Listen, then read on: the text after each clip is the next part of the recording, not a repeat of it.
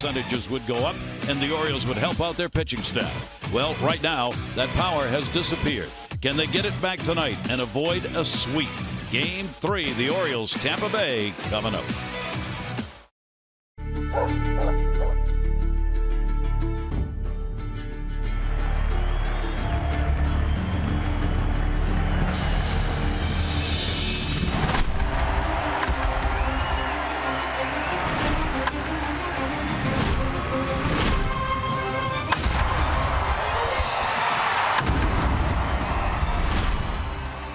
The Orioles hoping to end this road trip with a W and avoid the sweep here against the Tampa Bay Rays, who have found themselves back at 500, while the Orioles look to maintain that #1 spot in the division.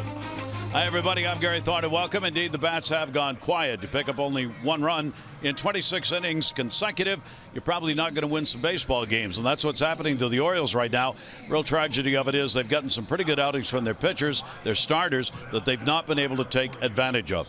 Last night, speaking of taking advantage, here were some opportunities the Orioles had to get on the board. That old double play, the pitcher's best friend, came into play. 4th inning, the first 4 Orioles got on base, but Caleb Joseph would hit into the double play, and that would end the inning. In the 7th inning, a leadoff single. Jonathan Scope, next batter, double play. That ended that. Leadoff man on, 8th inning.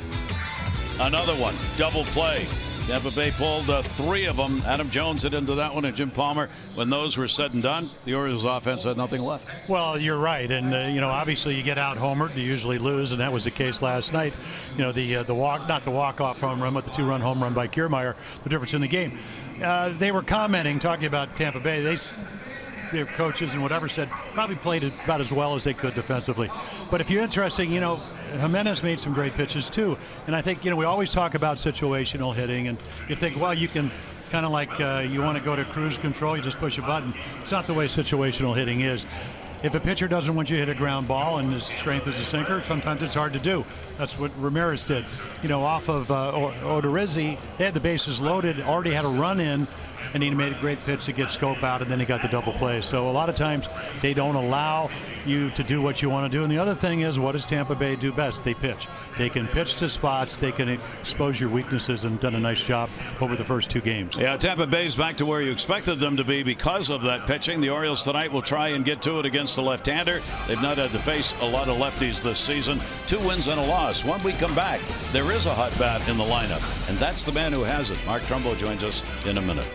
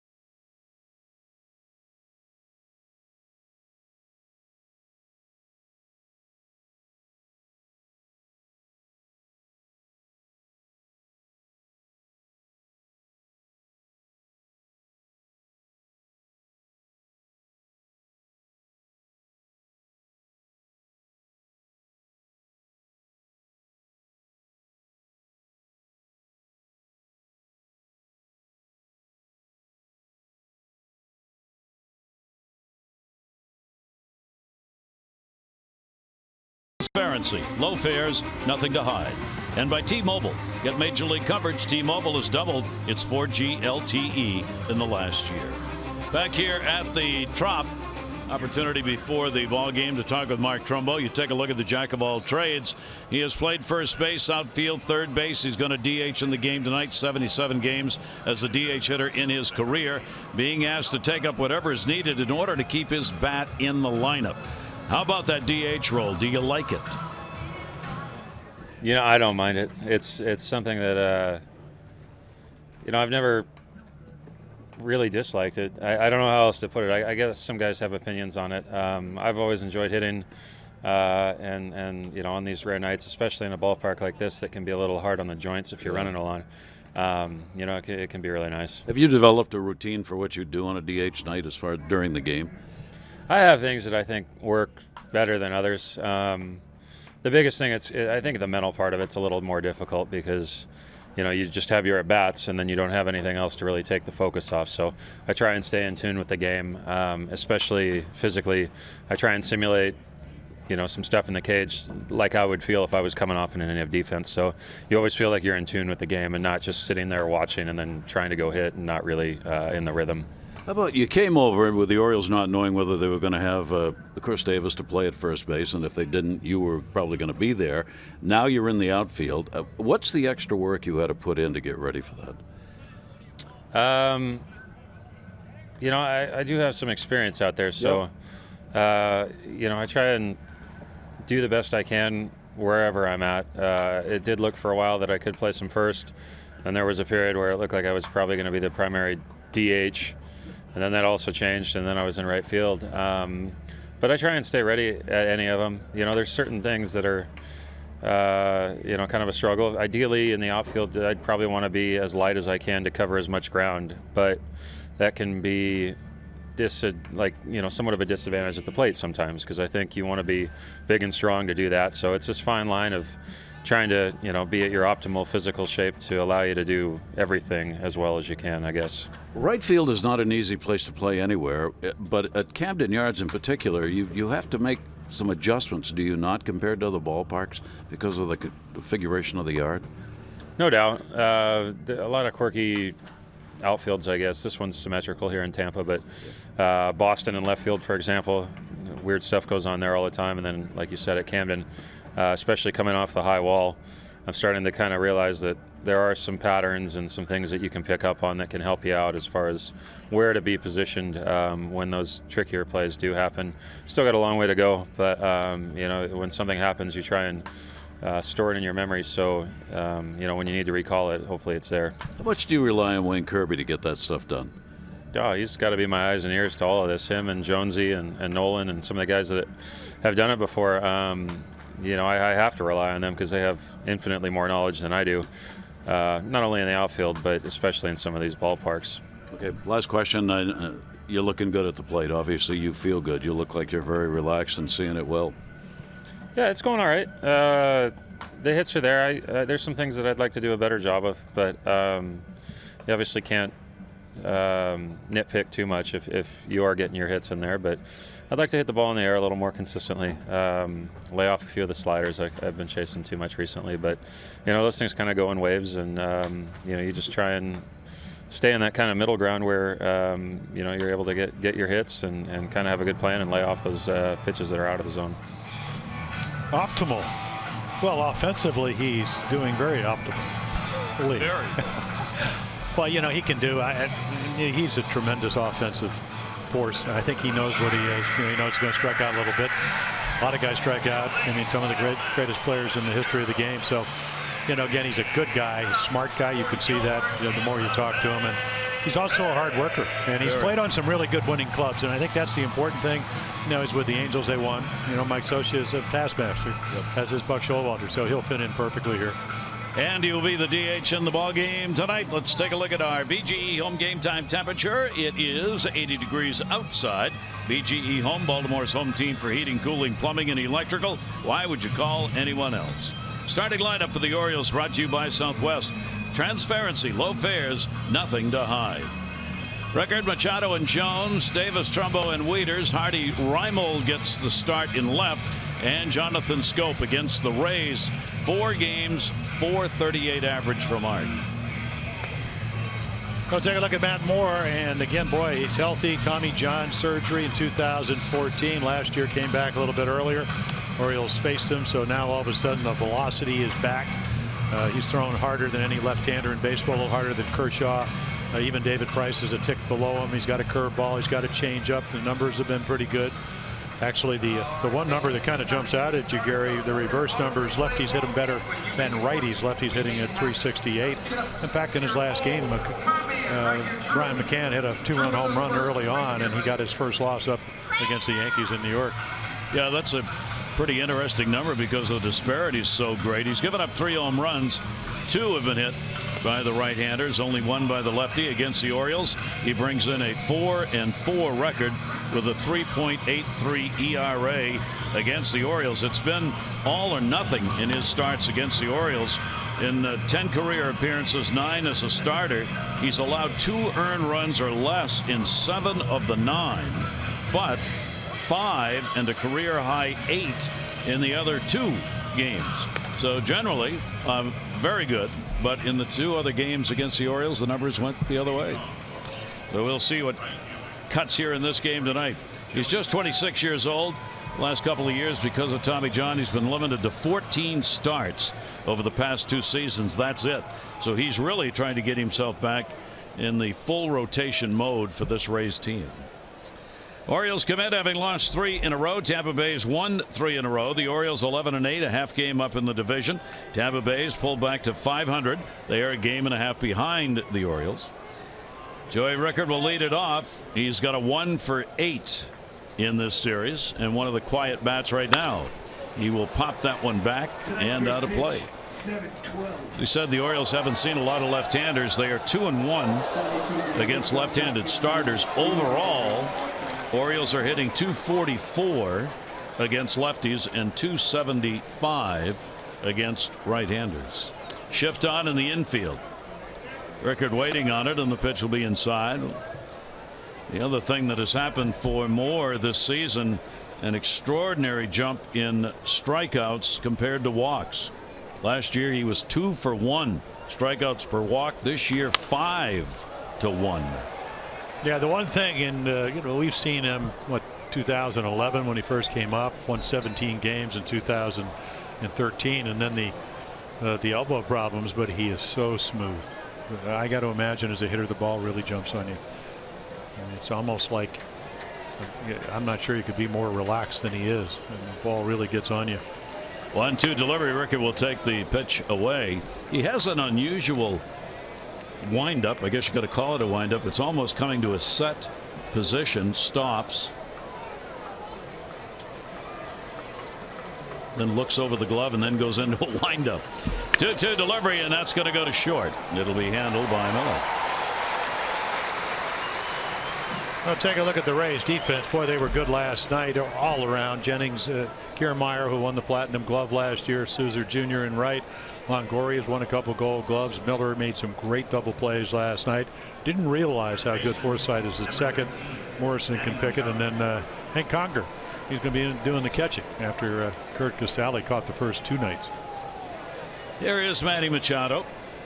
Manny trying to get out of the 0 for 13 that he is in. Now 3rd in the American League in at batting average. He'll take a strike on the outside corner. Manny has had an 0 for 8 in these 2 games, but on the year he is 5 for 16 with 2 home runs against Tampa Bay. 0-1 pitch up high. Tampa Bay seemingly has decided to put a shift on against everyone. Manny Machado's had it. Caleb Joseph has had it. Scope has had it. Davis had it. Of course, he got jammed and beat it with a double down the left field line. Yeah. They have shifted as much as any team. They are just playing the percentages. 1-1 delivery on the way, and that's going to miss a little bit inside. 2 ball 1 strike count. And of course, their advanced scouts say, okay, Manny does hit the ball. He can hit home runs to all parts of the park, but on the ground, more of a pull hitter, and that's why they charted that. 2-1 delivery is just what he did. Broken bat, ground ball. Miller's got it. 2 down. Adam Jones back into the number 3 spot for the Orioles. Usually likes hitting against the left-handers. Against Moore, a .458 average. He is 11 for 24 with 2 home runs against Matt Moore. So I would imagine Mets would be on the same page I would be on. That's if I'm going to have to face Adam, I want to get the guys out in front of him and behind him. And then I'll take my chances and I'll make my pitches. I'll try to stay out of the home run zone and keep him in the park. Boy, 3 great at bats, the first 3 last night. Inside out foul ball. Adams got a 3-game hit streak. A couple of hits, 8 at bats in the 2 games. We could have had, as Jim said, a lot more because he was on the button on some hard hit balls that happened to be right at him. 0-1 count, 2 down here in the first inning. Moore 1-1, 3.60 ERA coming in. Jones will foul that one back a couple more to the inside part of the plate. 0-2. That's the control. 5 walks, 26 strikeouts this season. The big turnaround that he has had. 60% fly balls off Moore so far this season. This is a ballpark, though, where you can get away with that and more. Here's the 0-2 delivery. Adam will take a bouncer. I'll take a look at our Jeep inside the numbers. So this is Matt Moore, healthy. Again, kind of rushed back from Tommy John. Actually came up in July, got sent down in August, came back in September, pitched much better. Well, you can see the numbers against the Orioles, but again, he's healthy. And the velocity's gone up, and I'm sure the confidence, command. 1 ball, 2 strike delivery to Adam, and that'll be down the line in right field, heading toward that bullpen area. That's where it'll end up, bouncing into the seats. Well, Gary, I talked about it. He came up in 2011. 2012 was his first year, 11-11, and the next year they got him almost 7 runs a game. He went 17-4, but he almost walked 1 every 2 innings. And now that number's come down. Way down. Yeah, I mean, the experience factor. You know, a lot of times when you hurt yourself, you learn you don't have to pitch at max effort because you can't. And, you know, you're more in tune with your windup and your command gets a little bit better. Holding at a 1-2. Adam will swing and miss. Great location. Moore gets a strikeout. The Orioles are retired in order. Chris Tillman, 1-1, will be on the mound when we come back.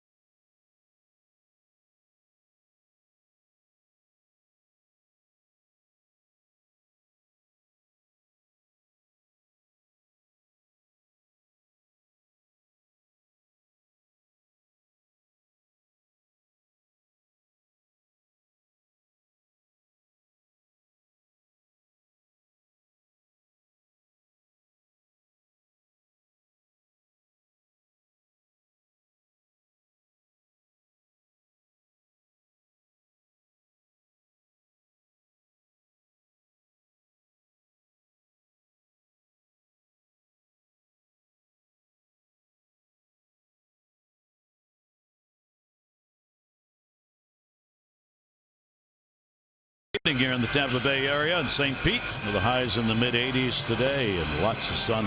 Take a look at the starting lineup for the Rays. Forsythe, Miller, and Longoria. Dickerson, Jennings, and Morrison. Souza Jr., Kiermaier, and Conger. 3-game hit streak. Miller, who had been cold, picking it up in this series. Chris Tillman will pitch for the Orioles. A little different, throwing harder this year. Came to spring training in great shape. Gluten-free diet all winter long. Fastball velocity's gone up. More sliders, curveballs, and change-ups. And you know, again, the one bad inning, and that was he got into the 6th inning in Texas, 2-1 over Hamels, and he and the bullpen did not have a good innings. 5-run inning, and that's where the ERA is where it is, but he's pitched pretty well. So Tillman will go for the second time this year against the Rays. Orioles won 6-1 game 2 that he started. A run on 4 hits, 5 innings. Longoria had a home run against him. That was the only run Tampa Bay got. Crystal started out with a strike to Forsythe. Logan Forsythe, couple of hits, 6 at bats in the series. Their leadoff batter, regular at second base. He'll take that pitch and it'll just miss outside. We'll see if Chris Conroy, home plate umpire, is true to the guidance given to hitters. He tends to favor hitters with a fairly substantial preference. Forces pitchers to be in that box. 1-1. That's going to go to short. Big hop. Hardy with a lot of time. Take a look at the Oriole defense, and it is a good one. Reimald, Jones, and Rickard. Rickard moves from left to right. Machado, platinum glove winner, gold glove winner last year. Hardy with 3 gold gloves. Scope, Davis, and Wieters with a couple gold gloves doing the catching. Night off last night. Here is Miller batting second in the lineup. He has been up and down in the lineup. As Kevin Cash said, he shook it up a little bit last night only to see if he could just get things going. No reason. No reason. I don't know why I did it, but it worked. It worked. I mean, to some stay degree. with it. Yeah. Well, Morrison got a double. He moved him. He was hitting second, hitting 080 with 22 strikeouts and 50 at bats. He moved him down the lineup. He got a double. Miller got a couple of hits. He had a double and a single in the ball game. Miller did. Miller will put that one up in the air. Hardy's probably got the best angle here, and will come over and put it away. Well, here's what the Rays are all about. You see their batting average home and road, 212 at home. Yet here at home they are 7 at 5. Their runs per game much better on the road. Their slugging better on the road. Everything. ERA better on the road, but here at home that 2.33, Jim, that's going to win some games. Yeah, well, they do what we always talk about. They score more than they give up at home, even though it's not a lot of runs, and they give up more than they score on the road, and that's why their record's under 500. Yep. I mean, it's early. I mean, they've only played 20 games, so maybe that can, one big game can kind of skew the numbers a little bit, but pretty consistent with their history. Yeah. Well, that's what they do. I mean, Jim Hickey, I hadn't seen him the first 2 days. He's been here 10 years. This is his 11th year pitching coach. He said, listen, that is what we do. We're going to stay in ball games because of our pitching. Trumbo, the DH, having a word with the skipper over there. Here's Evan Longoria, who had that home run off Tillman in the start on the 8th of this month. Longoria has torn Tillman up. 333 with 7 home runs lifetime. And don't forget the 4 doubles. Yeah. 17 for 51. And a good pitch, 92. And again, that location almost impossible to hit. Yeah, I mean, a great pitch to Miller, good running fastball. I mean, the target's away, but he throws this ball. The home run that Longoria hit was a strike. It was kind of a 2-1 fastball down and in. He hit it to left field in Baltimore. That one will go the other way off the end of the bat. Rickert with a long run will slow down as Davis goes out and puts it away. So both pitchers, good first innings, a clean one for Tillman. We go to the second. First 2 have been won by Tampa Bay.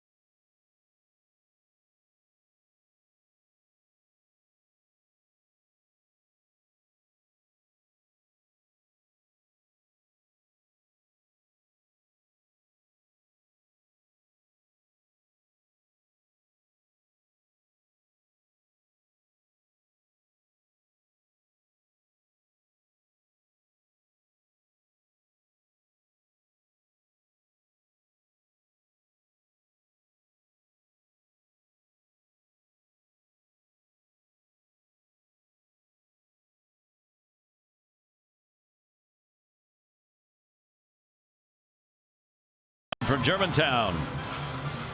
Put that to a song. Amber Brown from Germantown. She's won 500 for being selected. 500 more for every Orioles home run hit tonight. Play Home Run Rich's scratch-offs went up to 50,000. Enter non-winning tickets for a chance to be the contestant of the game. Visit mdlottery.com/baseball. Good luck, Amber. Oriole fans on hand. Yeah, those two kids hiding behind the signs. They're in there somewhere. I could see a couple arms and legs sticking out there. All right, Moore ready to go against Davis.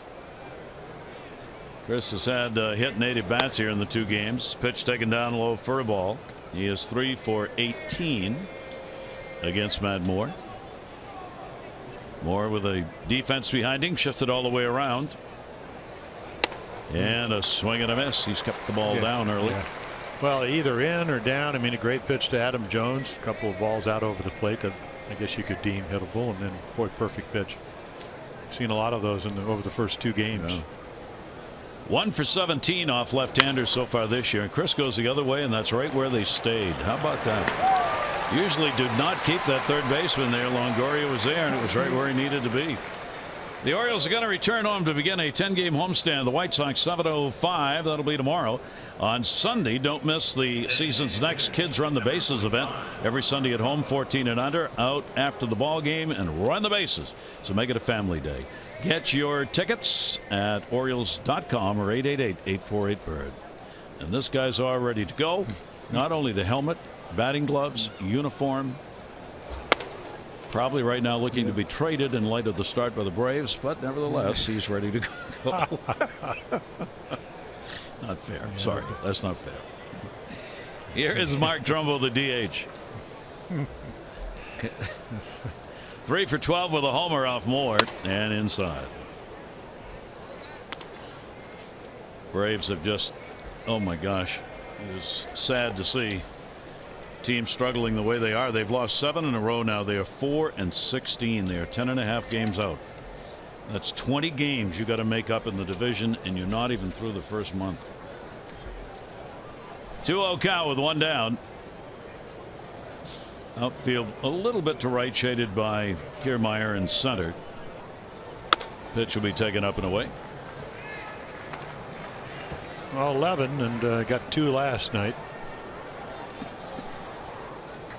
There's your PNC inside the numbers.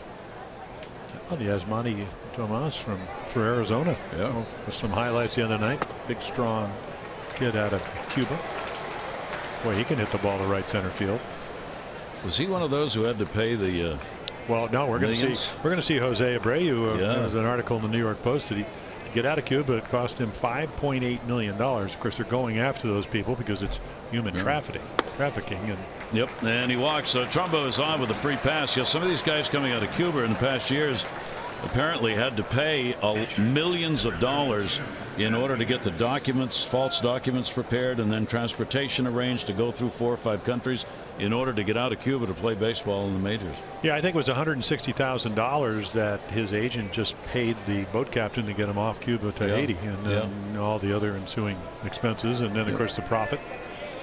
So now they've got human trafficking charges coming up against those involved in setting that whole operation up. Here's Matt Waiters. Matt will go after the first pitch down the line right field, not deep, over near foul territory. Souza puts it away. He was in foul territory, and there are 2 down. Yeah, you're seeing a lot of guys late on Matt Moore, and that tells me, I mean, it's not always about velocity. It certainly doesn't hurt to throw 93 to 95. That's where he's topped out.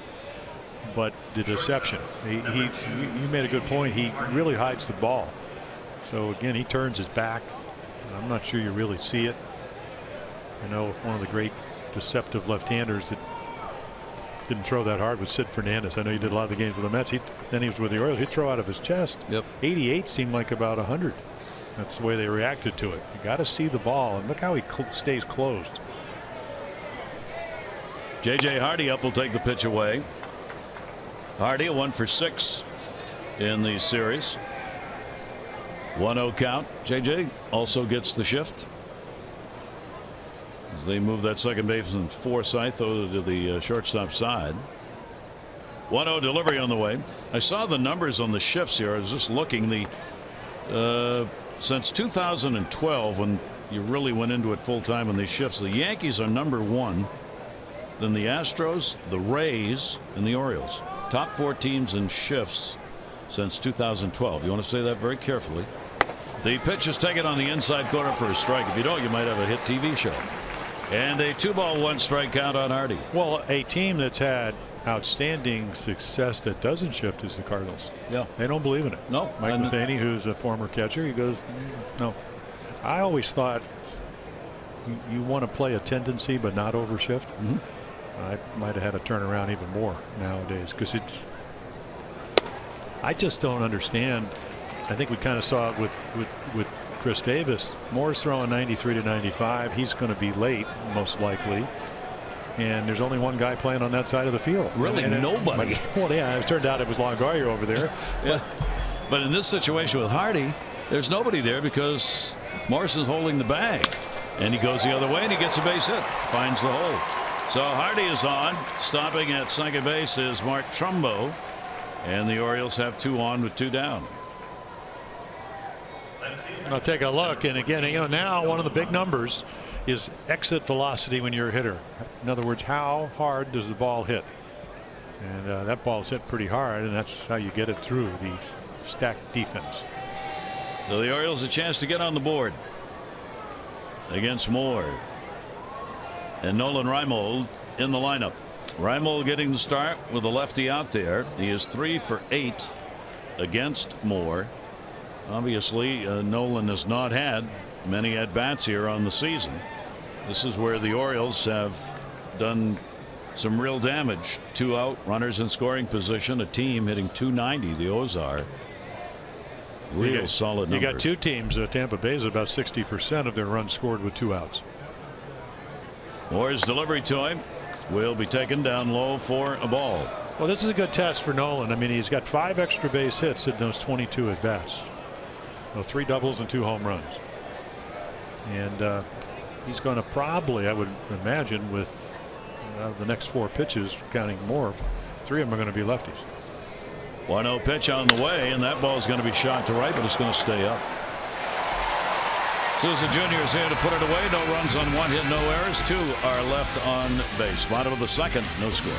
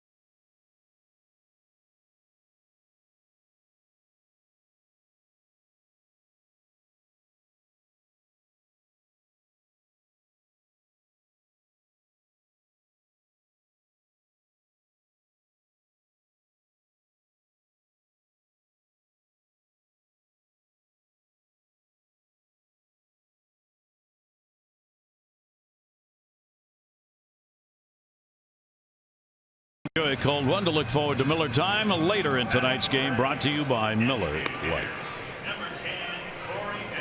28-year-old Chris Tillman, 57 wins, 43 losses in his still young career.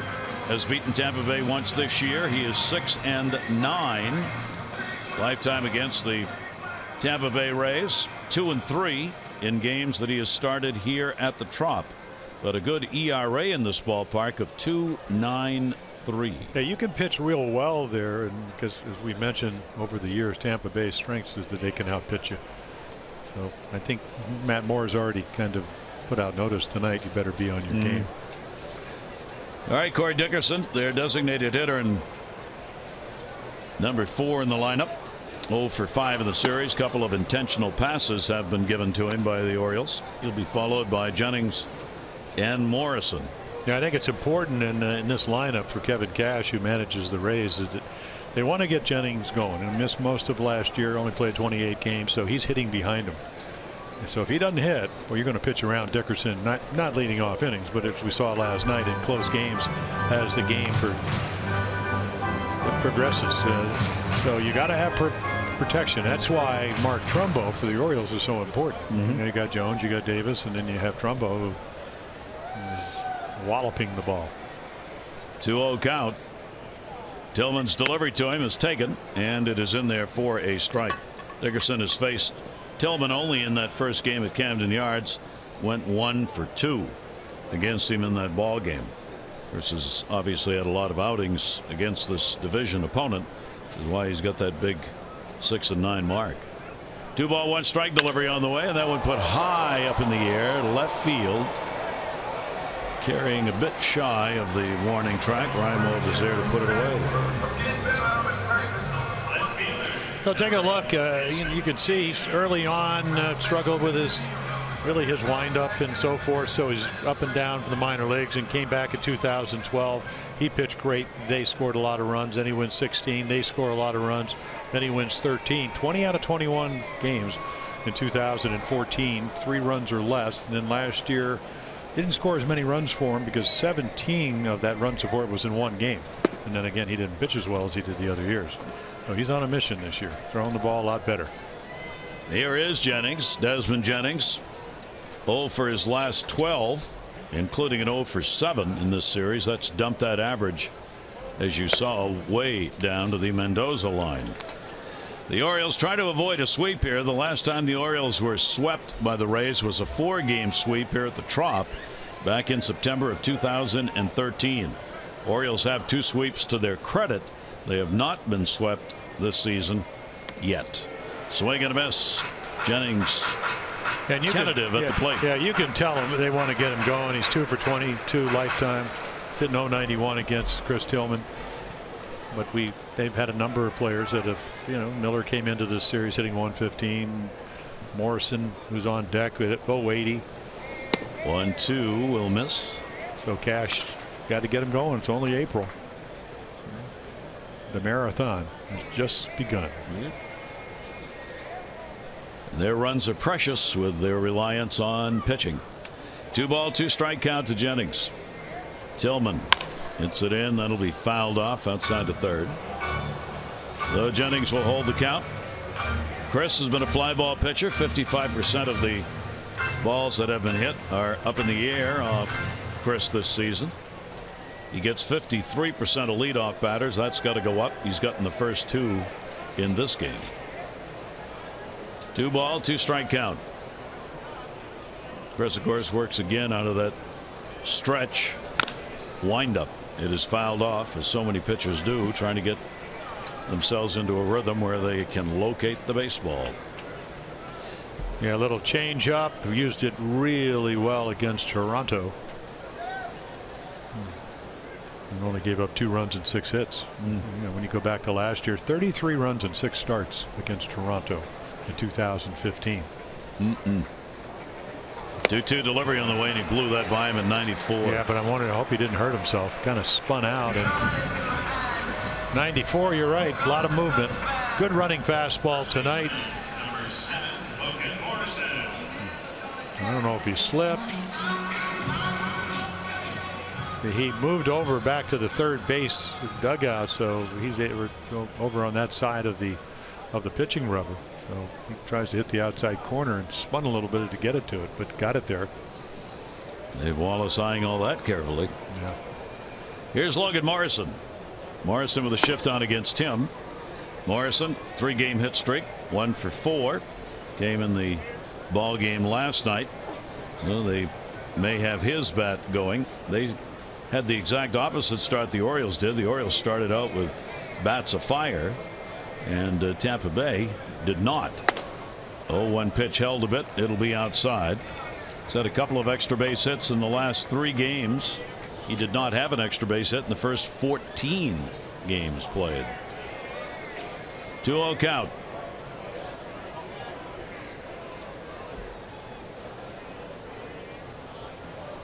Tillman's delivery to him. That's going to catch the inside corner for a strike.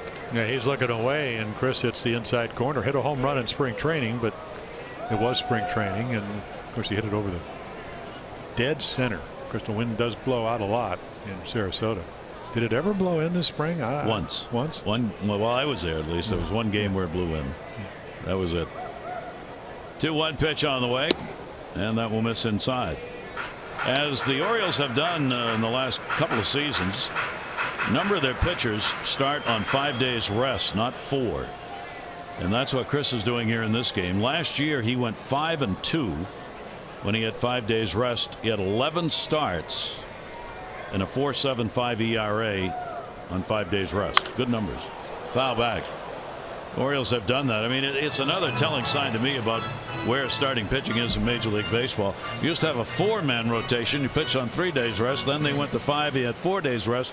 Now we get a 5-man rotation, but you get 5 days rest. And a lot of that's not just because of off days. It's planned that way in order to rest the arms of starters who struggle to go 5 1/3 innings. 3-2 delivery to Morrison, and he's gone. He was headed to first base, but bring him on back. Yeah, I think Chris Conroy saying you swung at that fastball there. I'm going to call the changeup. The perfect pitch. Tires assigned in order. Tillman 6 in a row set down.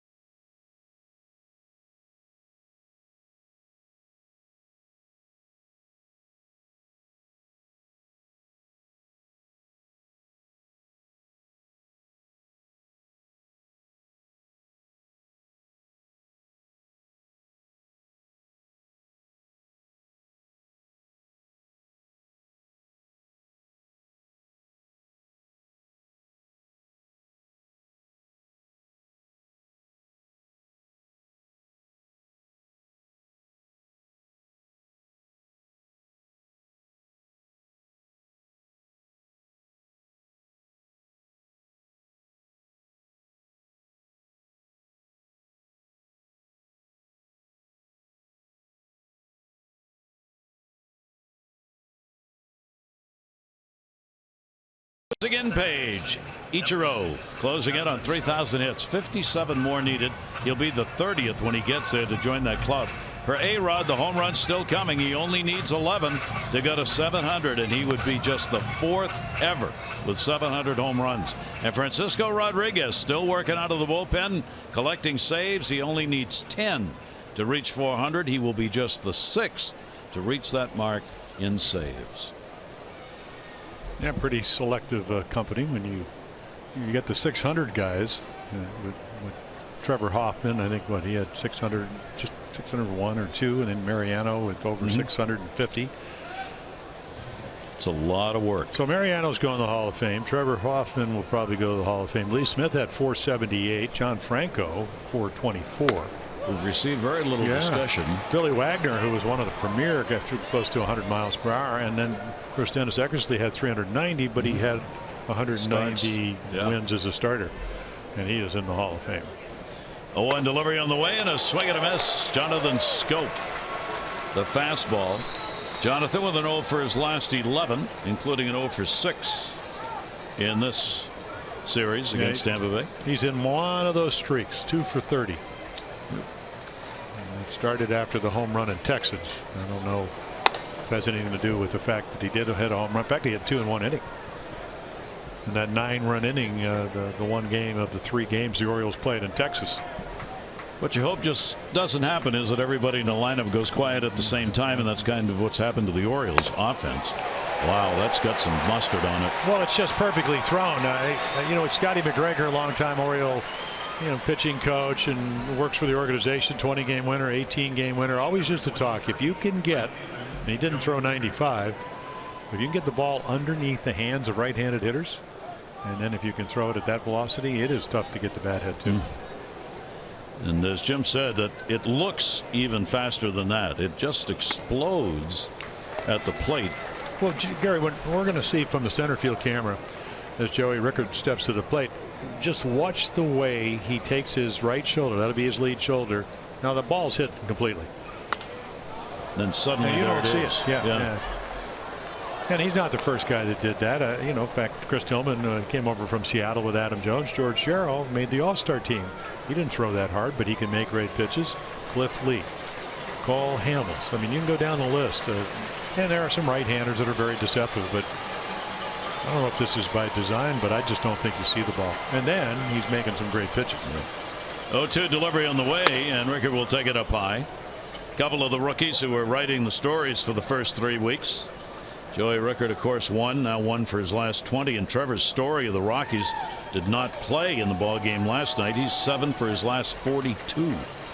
1-2 delivery, and that'll be foul back. After he hit 7 home runs in the first week. Yeah. He leads the National League in strikeouts now with 31. As soon as that book starts to get written on you, that's when you find out whether you can make the adjustments that the opposition's making to you. And that's the continual story of baseball forever. Well, that's why we used the graphic on Al Bumbry, because he didn't play early and he got better as the season progressed. But not everybody's going to be Rookie of the Year. Not everybody's going to hit 281 lifetime. But Joey Rickard's a right-handed Al Bumbry, where they can steal some bases. Al, I think the highest he stole was 44. And he stole over 40, I think, 2 or 3 times, 30 a couple of times. So you hope Joey will be able to get on base. He does use the whole field, I will say that. He's not swinging to try to drive the ball. He's trying to be contact hitter. 2-2 be fouled off at the plate. That one got a piece of him, and he'll have to walk that one off. Well, that could slow you down a little bit. Holds the count at 2 balls and 2 strikes or more. And Rickard doesn't do that very often. Well, that's that one in the box. That's just that fastball that's cutting in, and boy, with 2 strikes, if you don't try to get the bat head out, you're going to miss it. He's done well against lefties. He's had 6 hits and 15 at bats against left-handers so far this year. 2-2 count again. And a Taylor away. Yeah, change up. You're not expecting that. You've seen Jones go down on strikes up and in at 95. Same with Scope, and then he turns it over. Perfectly located. Well, there are 2 down, 2 strikeouts here in the 3rd inning. That'll bring up Manny Machado. Manny grounded out his first time up. Manny's had 3 hits, 17 at bats against this left-hander. Manny's now 3 for 15 against lefties so far this year. Machado waits on it. Pitch will be way inside near that back leg that time. That's what pitching coaches talk about. If you're going to try to get in, even if you're going to try to get him out of weight, move his feet. And hitters have to have a good foundation. If you can make him dance a little bit, sometimes if you make good pitches, you can get him out. 1-0 delivery. That's going to be there for a strike. Take a look at our Maryland Live Casino inside the numbers. Yep. Well, Melvin, that's why he was always smiling. Hit 361 back in 2004. Breaking ball will be taken. 2 ball 1 strike count on Manny. Manny continues up there among the leaders. He and Trumbo. Trumbo's leads the league in hitting at 373. Manny is now 3rd, 342. Elvis Andrus just ahead of him by a point. Shattered bat. That's a second baseman, Forsythe. Got to get a weird angle for him on that ball, and makes the play. So 1-2-3 innings so far for Moore.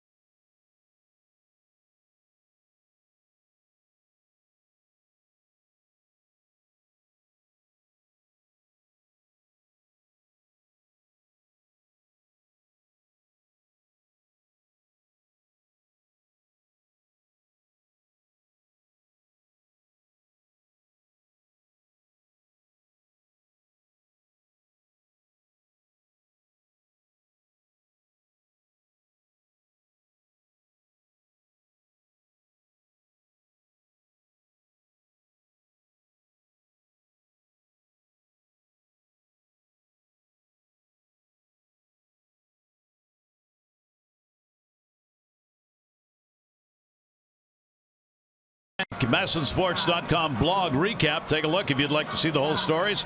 Ron Cabaco's got one on Zach Britton trying to save the organization's reputation regarding pitchers and the drafting thereof. And how many have they got up? Take a look. Also, more on the second base situation with Ryan Flaherty gone. Steve Molesky takes a look at Mike Wright through 3 starts. That and more, you'll find it on the blog, brought to you by PNC Bank, for the achiever in you. Yeah, Britton talking about, there was an article in the Sun paper about Rick Adair and his relationship with Oriole pitchers, Arrieta, who got postponed tonight. And Steven Souza Jr., 6-game hit streak. He's pumping the average up a little bit. And he will take the pitch from Tillman, down low for a ball. He's gone 4 for 14 with a home run against Chris Tillman in his career. He's only a 175 hitter against the Orioles lifetime, but he's gone 4 for 12 so far this year. Little number off the bat, comes right straight back, and he bangs the bat with his hand. Well, that changeup, you get into fastball counts, you miss with the first pitch, and then you come back with a changeup. He did it against Toronto. Toronto very much, I mean, obviously the best offensive team in baseball last year. They can hit the high fastballs. So can these guys. That one is drilled to left field and caught. Nice slide, Reimold. See, that's what happens when you throw a high heater to Souza. He can get on it, but the changeup fooled him. And that's what Chris was able to do against Toronto after they batted him around last year. Nice little play right here. Sinking line drive. Good read. Makes the play look easy. Eye on the ball, and he did, right into the glove. As long as you don't put that glove in front of your eyes, you got a good point there. It's probably easier to catch it that way than it is trying to catch it out of this roof here. You got a better chance of seeing it, even though those are tough plays. You make a good point because you keep your eyes level with the ball as you slide into it, and this is a comfortable place to be sliding, if not running. Yeah. 0-1 count, 1 down. Kiermaier 1 for 6, but what a 1. 2-run homers, 6th inning of the ball game last night. Won by Tampa Bay 3-1. They won the opener 2-0. Kiermaier, Fort Wayne, Indiana native.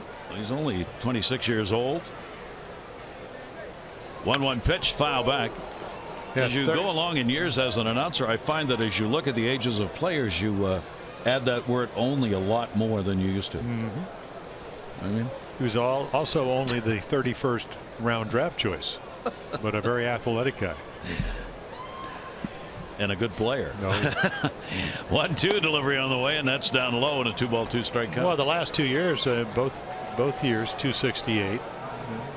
Both years 10 home runs, about around 45 to 55 RBIs. Last year stole 18 bases, won the best Platinum Glove outfielder award, Golden Glover. 2-ball 2-strike delivery to him, and a swing and a miss. Tillman, boy, that was a great pitch. Yeah, a little cutter, maybe took a little bit off, and then contrary to what Ubaldo, who tried to come up and in on the 0-2 pitch, and he homered last night, just started this one off the corner, got him out on his front foot. You could see him trying to stay back but unable to do it. So Tillman with a chance to go through the order and retire all 9. Hank Conger up. Conger's not played in neither of the first 2 games. He is 1 for 6 lifetime off Tillman, and Conger way out in front of that changeup. Well, natural left-handed hitter. He is a switch hitting catcher. We originally saw him with the Angels, last year with Houston. Hit 11 home runs for him. He's got some power. Yeah. Oh, especially from this side. Natural, as I said. I love grew up. My parents were from South Korea, born in Washington, but he went to Huntington Beach, played Little League there. What, he hit home runs in Little League 33 out of 38 games. Yeah, he didn't get right cheated. away you knew maybe he's got some talent even then. And then he didn't come I guess it tells us he didn't become a catcher till he got into high school. 2-ball 1-strike count for Hank. Of course, Conger getting into ball games, it's the whole issue of throwing runners out, which he does not do. 2-1 pitch on the way, and Tillman will miss down low with that. So a 2 away, nobody on here in the 3rd inning. A 3-ball 1-strike count. Tillman has not walked anybody, has picked up 3 strikeouts early on and being efficient in getting the outs. Full shift on in the infield against Conger. 3-1 lifted in the air to center. Adam Jones has it lined up. He'll put it away. That's 9 in a row. Set down by Tillman, and once again it's about the pitching. No score.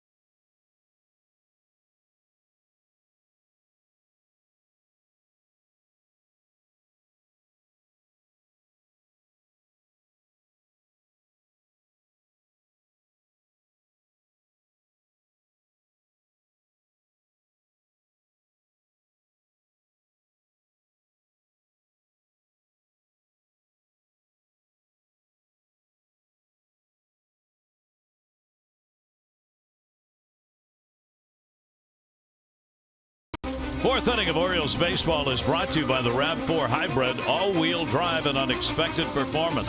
Visit buyatoyota.com.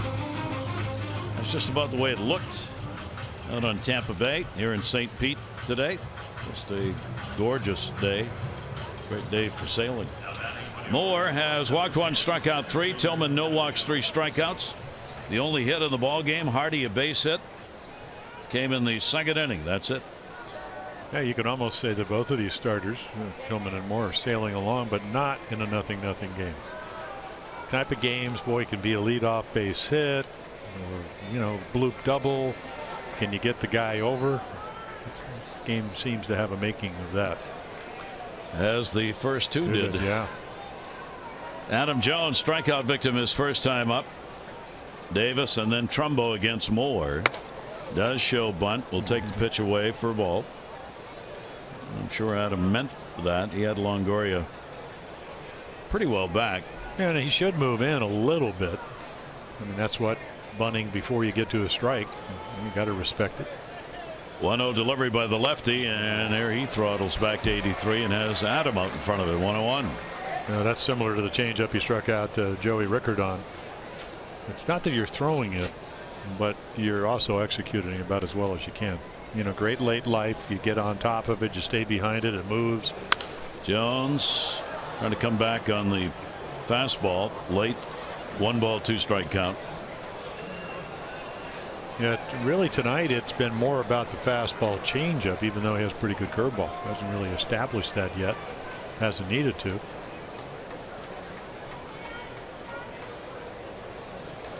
Adam taking a moment to stand back in.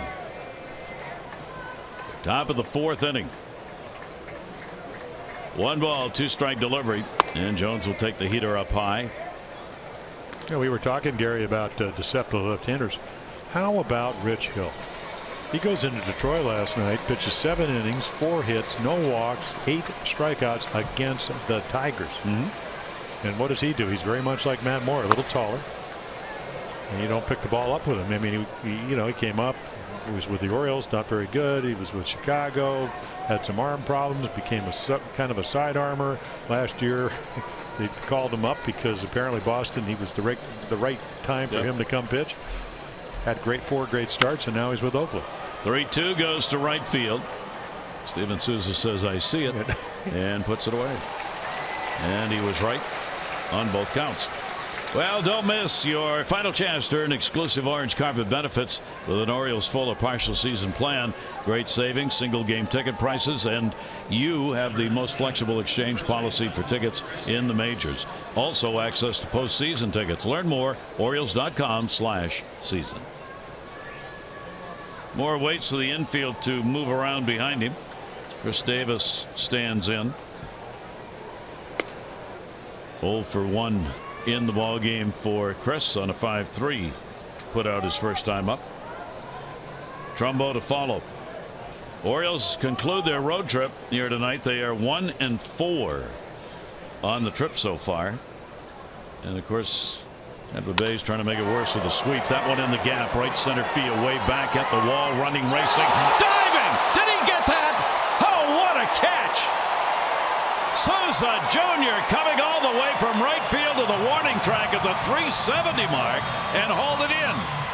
Yeah, and you know, he's actually playing him a little bit to pull because of the shift. Look how far he is. I mean, he's all the way over here, and he's going to have to go all the way over there.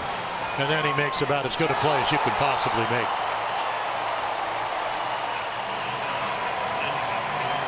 Wow. Well, the Orioles have had that happen now in these 3 games. Well, I mean, that's all out.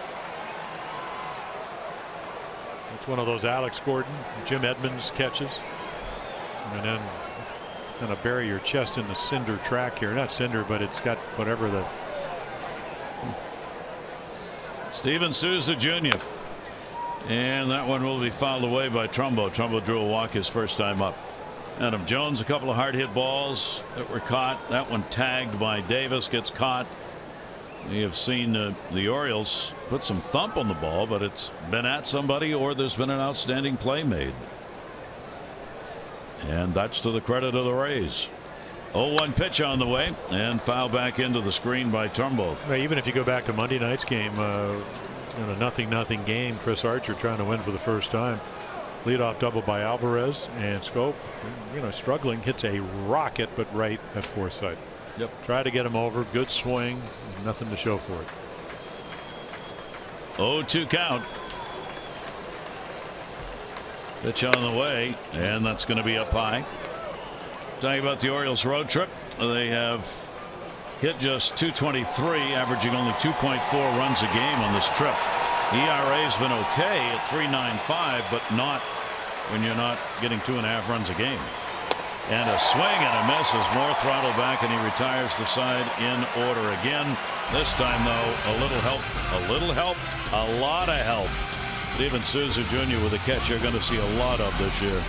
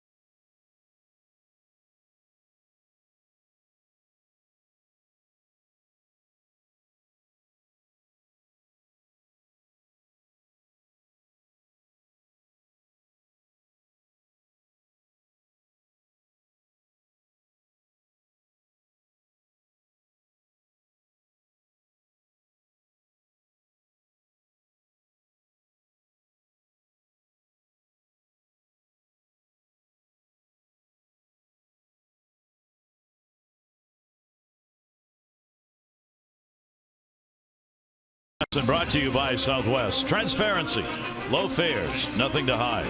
And by PNC Bank for the achiever in you.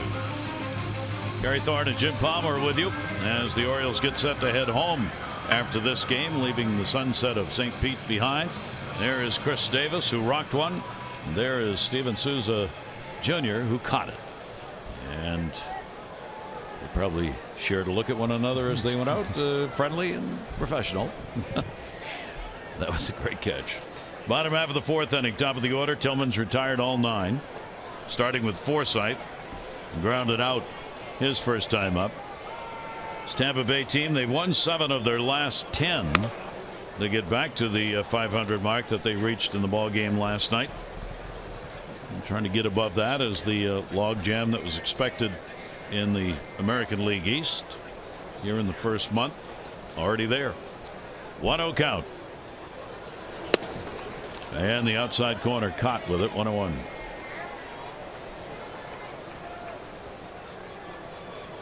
Chris Tillman really not only throwing some good strikes, but that pitch count, that's probably the best he's had through 3 innings. 1-1 delivery on the way, will be up high. 2 ball 1 strike count. Yeah, typical year for him since he came back in 2012 would be about 16.3 pitches per inning. Went up a little bit last year. 2 ball 1 strike delivery on the way. That 2 is going to be their first strike. See, that's the slider, and that's a fastball count to a very, very good fastball hitter. I saw him when Mike Messina came up. He came up with that little cutter. I mean, the knuckle curveball, the changeup, and great command of his fastball, but it gets guys off your fastball, and that's why he took it. Wasn't expecting it. 2-2 looped into right, and there's their first hit. So Forsythe is putting the bat on the ball to right field, gets a single. Well, you know, Gary, that's a great point, because if you overswing and you take the big swing, you can't cover the outside corner. So watch him cover. I mean, he just kind of, I mean, the rear end, because it's a good pitch, it's down and away, but the approach. And the reason he leads off, highest on base percentage last year and highest on base percentage this year with a little bit of pop. That'll be his 8th hit in 24 at bats against Tillman. Brad Miller popped out his first time up. Even with the bag at 3rd, Manny Machado. And the pitch will be taken inside for a ball. So the Orioles would like to turn the double play right here, as the Rays did on them last night 3 times. Well, Brad Miller looks like, from watching him in these first 2 games, a very good high ball hitter. Took a Gosman curveball that was up to left center for a double, almost just missed a home run. That one will miss as he takes, and a 2-0 count. And you know what he's trying to do with the big hole between first and second. And Chris Davis holding the runner. I mean, he's trying to shoot one right into here. And this is turf. It is a very fast field. And he got himself into a pretty good hitting count. 2-0, not a big lead at first base for Forsythe. The Davis holding. 2-0 delivery by Tillman, and that'll be up high. 3-0. Starting shortstop last year, Brad Miller for the Mariners. Ended up with a .258 batting average, and then involved in a big deal 6-player trade. Brings him over to Tampa Bay. 3-0 count. See if he takes. He does, and it's there for a strike. Tillman coming in with only 6 walks and 15 strikeouts in 18 innings. He's added 3 strikeouts and no walks so far tonight. Longoria waiting on deck. Forsythe lead at first. 3-1, and he walked it. So the first 2 on here in the 4th inning. Let's take a look at our PNC minor league report. PNC for the achiever in you. Oh, there you go, Paul Janisch, defensive par excellence. He can really pick it at shortstop, and now all of a sudden he's 15 for his last 30. One of those guys that you want at AAA, because if anybody gets hurt, any of your infielders, he can come up and play at a very high level. And it seemed last year when he got a chance to hit, he's not going to hit any home runs, but he did a little bit what Forsythe did, put the ball in play. 2 on. Longoria goes after it to center field. Adam Jones going back. Just shy of the warning track. Both runners tag. Throw all the way into second, not in time.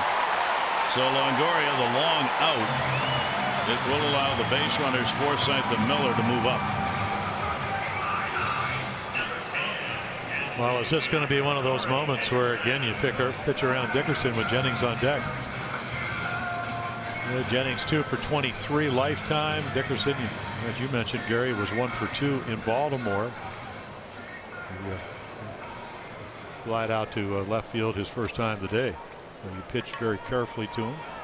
Trying to get a run in, scoreless ball game in the 4th inning. 2 in scoring position. They have not had a hit with a runner in scoring position in this series. Tampa Bay is 0 for 13 in these situations against the Orioles, yet they have won the first 2 games. 1 down here. Manny Machado in a little bit at third. Fastball's on the inside for a strike to Dickerson. Well, this is when you get ahead, boy, you go the way the situation is, you go hunting for a strikeout. Dickerson 3 for 15 in these situations. Quieting the crowd as they see what the Rays can do with it. That one's going to be in the dirt. Wieters able to make the stop on it. 1 ball 1 strike count. Tillman has thrown 3 wild pitches. He did dump one in the dirt earlier in this game with nobody on base. So down there at third, Forsythe beginning as big a lead as he can. He's held up a little bit because Manny Machado is in at third, so that'll hold him back a couple of steps. 1 ball 1 strike count. Going for the 3 RBIs and didn't get it. No, that's the slider again. 87, 88. Last year work in progress. This year a lot better. The other thing is they know he throws it down. And he threw that same fastball in the same place, the middle of the plate. Probably would have had a pretty healthy swing at it. He got fooled on that one. Dickerson with his first down to 1 knee swing. There'll be a couple of those added later. 1-2 delivery on the way, and he got him. Well, 95. Back at 95. Yeah, we haven't seen that all night. Talked about when you get ahead, you go look for a strikeout, and the slider set it up to get to this count, and then a little extra. He's not even close to catching up. So a big out leaves those 2 runners in scoring position, and now one of the hitters struggling in the lineup. Desmond Jennings struck out his first time up, 0 for his last 13. 2 for 13 lifetime against Tillman, and there are 2 down.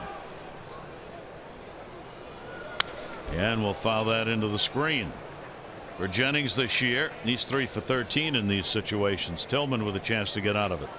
We saw the pitchers in the ball game last night go through these kinds of innings. Jimenez with Arizi, both able to get out of dangerous spots first half of the ball game. Tillman made it real easy, retired the first 9 he faced before the first 2 got on here in the 4th. Jennings will take the pitch. It'll miss down low. 1-1. With runners in scoring position against Tillman this season, average up at 286, higher than the average. And higher than his average too. Yeah. 1 ball 1 strike count. Runners off, second and third. Jennings will take away. Well, it's like playing a tennis match. A lot of times, especially in the way Matt Moore is pitching, you play somebody in tennis, and how do you play the big points? This is one of those big points. And not only for Chris Tillman, but for Desmond Jennings. You just feel runs, as were true in the first 2 games, are going to be hard to come by. Tillman asked for the signs again from Wieters. And I've been there where you get hitters. I mean, as we mentioned, Jennings only 2 for 23. Don't take it for granted. And the reason he's probably 2 for 23 is you made good pitches. And if you don't do that here, he can hurt you. Tillman ready. 2-1 delivery on the way, and the ball's popped up straight up. Wieters. Ball comes back, and that's that. Great job by Tillman to get out of it. So no runs on a hit. 2 are left in scoring position. 4 complete. No scoring.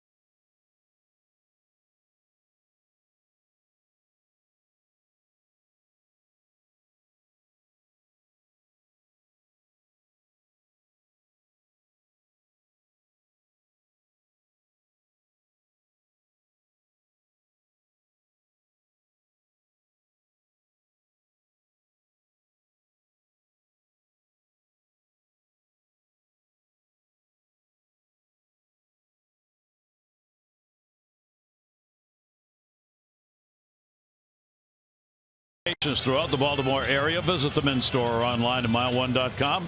There's the schedule coming up. Chicago's in for 4 3-night games and the Sunday day game. We go to our Major League notebook. Take a look. Coming to town with a win. The White Sox could have their best start, 22-game start in the past century.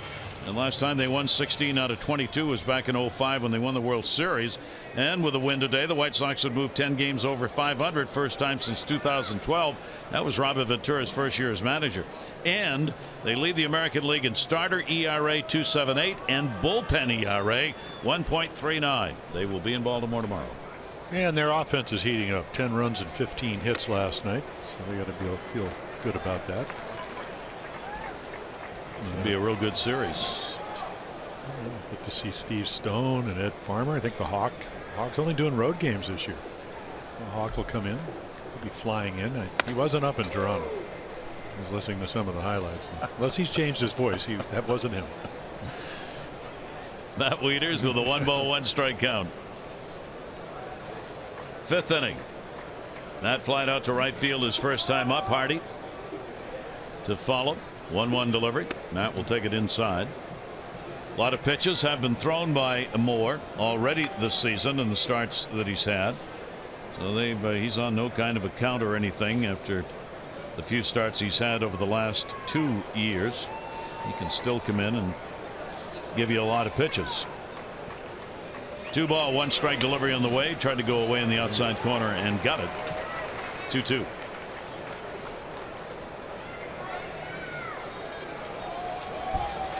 Jim said the Orioles going to see more left-handers here in the first 3 weeks of the season.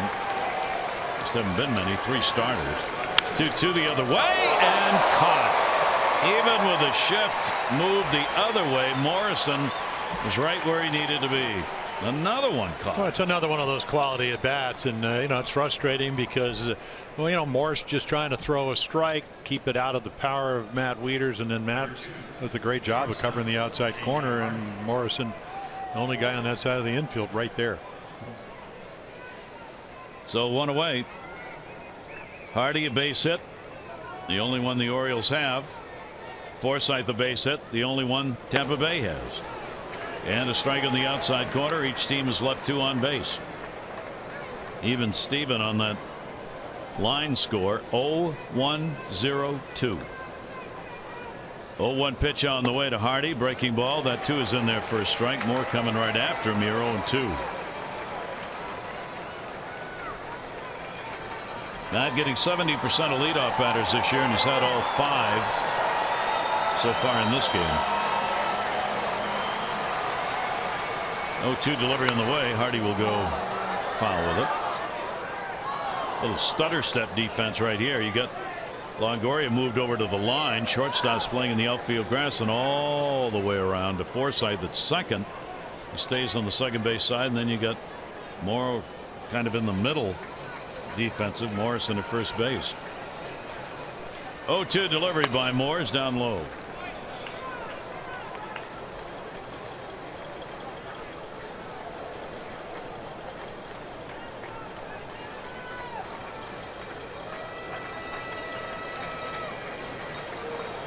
One-two delivered to JJ. He'll take it. You knew it. Yeah, paralyzed by that changeup. Well, fastball away, curveball for strike 2. Misses with a pitch out of the zone, and then comes back with a changeup, and just a deception. Couldn't pick it up. Couldn't get the bat going. So Moore's got 5 strikeouts in the game. Orioles stayed away from the strikeouts in the 3-1 loss last night. They only struck out 3 times in that game. However, in game number 1, Archer had 10 strikeouts himself, and 11 Orioles struck out. Raimo fly to right field his first time up. 1-0 count, 2 down, nobody on. And the pitch taken inside. Nolan last year with the Orioles, 61 games played, hit .247, 6 home runs, 20 RBIs. He got 170 at bats in with the O's last year. Played a lot of games at Norfolk. Inside, moves him away, and a 3-0 count. And I would imagine he'd have the green light. As healthy as he's been in 3 or 4 years. Slow start in the spring, and then boy, really came on. Here's the 3-0 delivery, and outside, not close.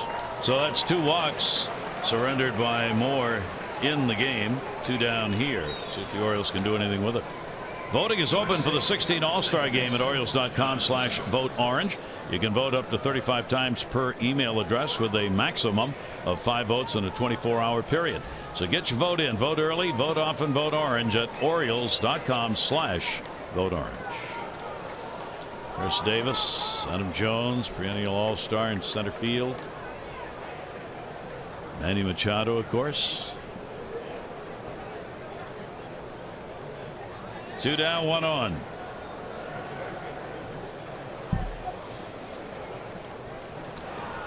Will the Orioles run in a game like this here in the 5th inning? You've got Conger behind the plate, of course, who has not been able to throw anyone out. 11 for 11 against him this year.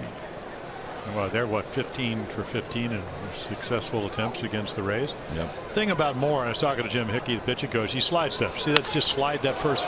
That's going to fall in for a base hit, making the turn. Reimold.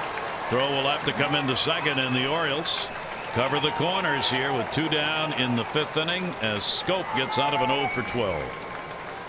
It just kind of went the other way. I mean, that's really how this series started for him, and then couldn't reproduce it. Little change up, just goes down, gets it, finds a gap, big outfield here, and then Nolan Reimold can run a little bit. Kiermaier gets to it very quickly. If he bobbled it, he probably scores. Well, let's see if the Orioles can take advantage of it. The Orioles have gone 2 for 10 with runners in scoring position in the first 2 games of this series. They were 0 for 4 first game, and then 2 for 6 the ball game last night. There are 2 down. 0 for 2 for Rickert. Struck out, popped out, puts it up in the air to left field, hit it deep. Jennings back, looking up, and goodbye, home run. And a walk started it all. Rickert delivers the homer, and the Orioles have a 3-0 lead. Yeah, that was one of those no doubt about it. Second home run of the year. And he's looking at 4.38 pitches per at bat for a rookie. That's a lot, and then he jumps on the first pitch. So Rickert makes his former organization pay for not keeping him as he delivers the 3 RBI homer, and the Orioles have a 3-0 lead just like that. The 4th home run surrendered by Moore, and 3 of them have been hit by right-handers. Amber Brown, our Maryland Lottery contestant, $500 on the home run. You take a look. I mean, Moore has been almost unhittable. And it's about making good pitches. And if you don't, what kind of swing can you put on it? And it doesn't get a whole lot better than that. I thought he was musing. One of the writers had asked Joey Rickert. He said, well, you know, this is a humbling game. You got to have a short memory. Apparently he's got one. All over that fastball. He can go ahead and remember that one. Yes. Manny Machado has grounded out twice. 1-1 delivery on the way, and the off-speed pitch out in front. 1 and 2. So 3 runs on 3 hits for the Orioles. Rickert came in with just 1 hit in the series. He was 1 for 10 prior to that at bat. And he puts that one out of here, and the Orioles get the long ball. 1-2 pitch on the way. That one grounded off the fist to short. Miller up, makes the throw, and gets Manny Machado. The Orioles get 3 runs, 2 hits, no errors, nobody left on base. Reimold started this with a walk, and Rickert finishes it with a home run. 3-0 O's.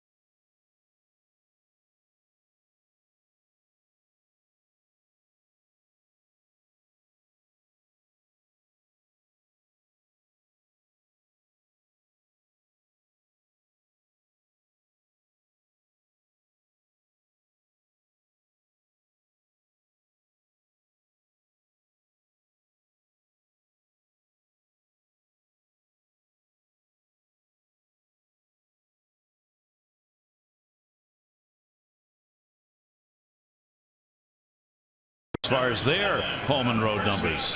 Well, again, we talk about how do you score more at home than you give up? Well, look at that, 4 runs a game, only give up 2.10. A very low ERA, 7-1 record, and then on the road it shifts. Of course, that just changed tonight. You know, a chance to win even though it's early because you have scored to this point more than you've given up, thanks to Joey Rickard. The Weaver. Yes. A 3-run home run. So Tillman, a little room to work now. Logan Morrison will lead it off. The first baseman called out on strikes his first time up, goes after it, and that'll be a base hit into the shift or not. That one finds a hole. So Morrison gets a leadoff single, bottom of the 5th inning. Time for Masson's Trivia Scrambled. Who was named the most valuable Oriole in 2015? Text the answer to 29292. Your chance to win an autographed prize pack from Masson. Brought to you by Care First. Live fearless with a name trusted for over 75 years. Care First Blue Cross Blue Shield. It wasn't Sidva. Souza flied out to left field his first time up. That'll be just the second hit for the Rays. Forsythe had a single in the 4th inning leading it off. They left 2 on after getting the first 2 on in that inning. Timeout taken at the plate. So Tampa Bay trying to fight right back. Yeah, and you're looking, if you're Chris Tillman, for a shutdown inning.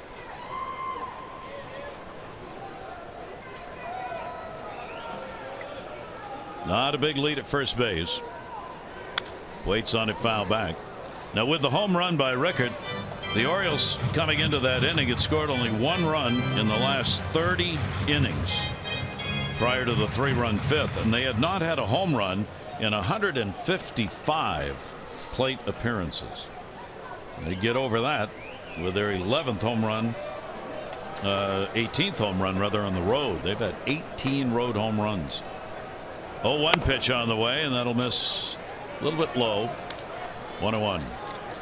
Well, when you go to certain towns, whether it's Tampa Bay or Kansas City, big parks, good pitching, I don't know if you're going to go 155 very often without home runs and at bats, but production will go down a little bit. Yep. 1 ball, 1 strike delivery. And Souza again, that off-speed pitch just way off balance. Yeah, really good curveball. Hadn't thrown a lot of hooks tonight. More sliders, but this is what you want to do. Good one. You can see, I mean, great angle right there of what the curveball does. Not only the break, but the change of speed. Souza turning to the home plate umpire. Chris Conroy, was that a strike? Yeah, it was. You swung at it. 1-2 delivery on the way, and that'll be fouled back over the screen. So the count will stay at 1-2. 63 pitches thrown by Chris, looking for his second win of the year. 1-1 for Tillman on the season. Tillman picking up that win against Tampa Bay in his second start, and the loss came the next start against Texas. Well, he'd like to do what Tampa did last night. Part of our opening, they did turn 3 double plays. Keep the pitch count down. 1-2 delivery on the way. Or it gets strikeouts. Yeah, boy, is that nasty. Back-to-back curveballs. 144 strikeouts last year for Steven Souza Jr. And that was only in 373 at bats, and then he got hurt. But it's an awfully good curveball. Hadn't thrown a whole lot till here in the 5th. Back-to-back ones for the K. Runner remains at first base, 1 down. Kevin Kiermaier, strikeout victim, his first time up, just 2 for 19. Lifetime off Tillman. Chris on the year now has struck out 20, walked only 7. 1 out. In at third base, Manny Machado popped up that way in foul territory and out of play. Well, Kevin Kiermaier, 8 extra base hits in 9 games. Here's his last time, and right there, 1-1. Chris Tillman, the game-winning home run last night. 1-2 fastballs. Misses. There's a curveball, but misses with it, and then throws. So takes a little bit off. And they always talk about curveball. At least for me, it was a feel and touch pitch. So here, as we get into the middle innings, maybe the feel and touch of that hook are coming. It's mostly sliders. Yeah, we'll ask him that after the game. 0-1 count. Machado stays in. Foul back into the screen. The other thing is that I think the transition or transformation that Chris Tillman has done this year with the slider is become a 4-pitch pitcher. I never could get the curveball and the slider to pretty much be on the same page, and if I did, those were the 10, 11, 12 strikeout games. So it's nice to have both of them, and some nights you'll use one more than the other. But it does give him another weapon if that curveball is not able to locate the strike zone. 0-2 delivery on the way. That'll be down low. Kiermaier holds his teammate up. Morrison at first base. Kiermaier to be followed by Conger, bottom part of the order. 1 ball, 2 strike count on their center fielder. The Orioles up 3-0. Rickard getting the 3-run homer in the 5th. 2 outs again. The Orioles started the rally with a walk by Reimold, single by Scope, and then the home run. 1-2 delivery, and that ball in the air to left center field. Adam Jones the break. Adam Jones lines it up, and Adam Jones makes the catch. Yeah, the balls, you know, when you have fast outfielders, they have it. Adam can go get him. Nolan Reimold, even Rickard and Wright, they can run. The ball just seems to hang up off the bat. You think, well, maybe this is an extra base hits, Camden Yard. You might run out of room, and he just runs it down. And you can see him yelling, "I got it! I got it! I got it!" And he does. 370 in that power alley. And then it goes out, Gary. Yeah, so I bet in a hurry. right there it's about 385, 390. So you got a little bit of room here. See that little jaunt in the fence on the left. Now 2 down again. Tillman trying to work out of the inning. Pitch will be away. That's a perfect example. Brian Anderson, along with Dwayne Stats, Brian was a left-handed pitcher. We come to the ballpark today. He's still talking about the home run that Kiermaier hit off of Ubaldo on an 0-2 pitch. He had 8 other opportunities, 8 other choices, and he chose to come up and in. But the point is, you try to pitch to the big part of the ballpark. Yeah. You know, the intent was to get it up and in, then maybe go away. And that didn't happen. 1-0 pitch by Tillman. Conger will take. He flied out to center field his first time up. Oh, 1 ball, 1 strike count. Leadoff man on in the 4th inning was Forsythe, followed by a walk. 2 on. Next 3 were retired by Tillman. Here in this inning, Morrison gets the leadoff single. Tillman has gotten the next 2. And now Conger. 1-1 delivery. That one in the air to right. Rickard will move over and put it away. And again, that leadoff runner doesn't bother Tillman. No runs, 1 hit, no errors, 1 left.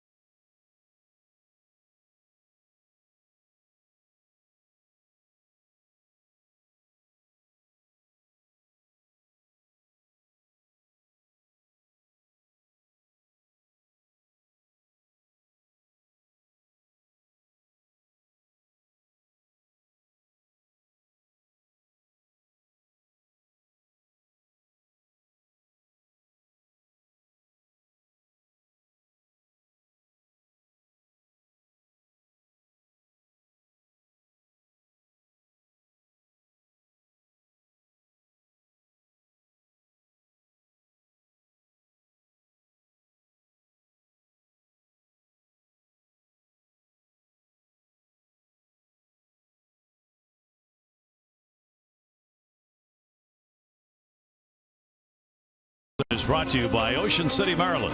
Let us show you a good time at Ocean City, Maryland. Book now at OCOcean.com. Here at the Trop in Tampa Bay, Chris Tillman rocking along with a walk and 5 strikeouts. And pitching an excellent ball game. And then has Ubaldo right there with him, the starter last night. Oh, well, they were, I mean, really 101 pitches and really 1 mistake. He pitched very well last night. It was good to see. He used all his pitches. as is Chris Tillman. You've seen the Orioles have done a nice job, and the starting pitching got a little bit better because from Tyler Wilson to Wright to, I mean, all of them, they've been able to pitch to the scouting report a little bit more than maybe in years past, and Chris Tillman's got everything going tonight so far.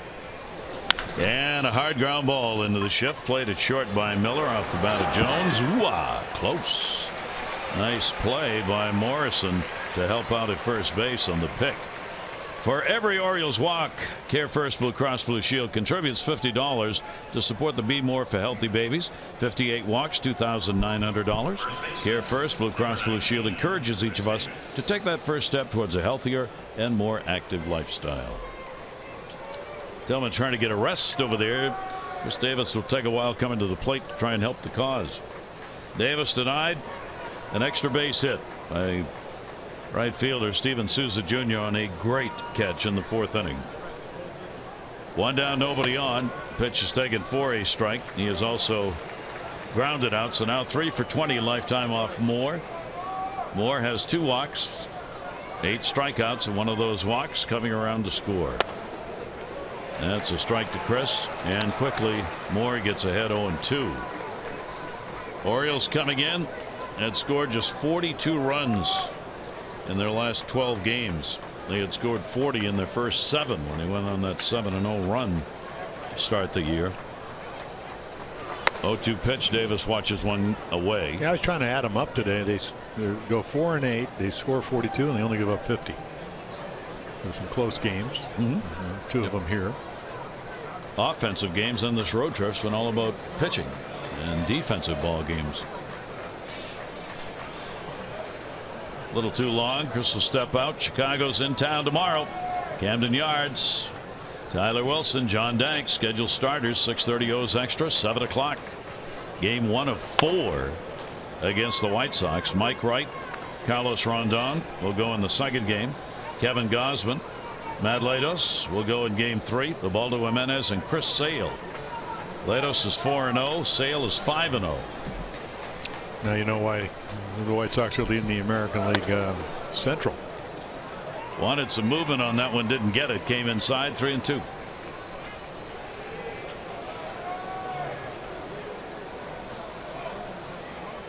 Three-two count, 1 down.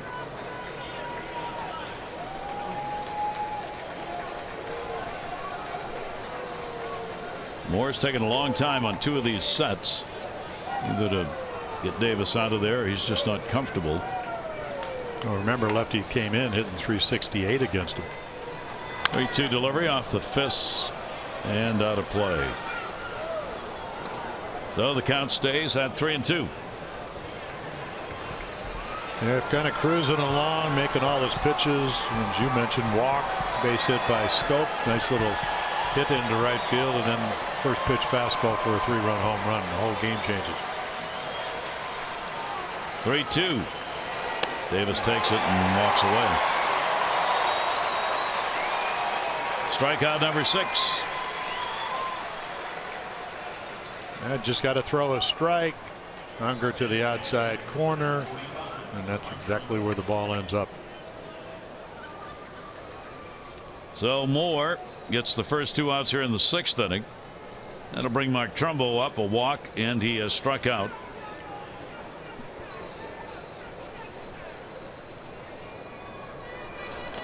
That one's going to be bounced.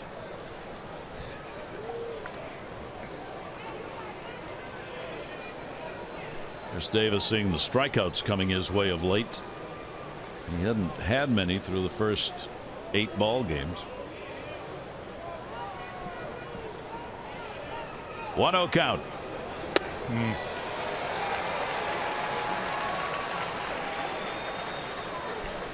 Trumbo has started out well against the Rays. He's had 7 hits in 17 at bats with an RBI this year. 1 ball, 1 strike delivery to him. Trumbo off the fists, and that one's going to be out of play. This copyrighted telecast presented by authority of the Orioles may not be reproduced or retransmitted in any form, and the accounts and descriptions of this game may not be disseminated without the express written consent of the Orioles.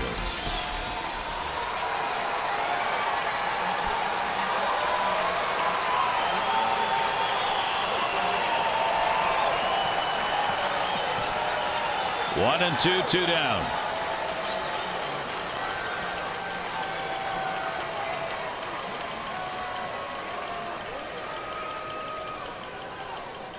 Moore has slowed things down considerably this inning. Again, a target away. Yeah, and he didn't hit it. Pretty good swing with 2 strikes. Well, 77 at bats. This is a 78th one, and he's walked twice. So it's kind of as advertised. Very aggressive hitter with tremendous power and the ability to hit it anywhere.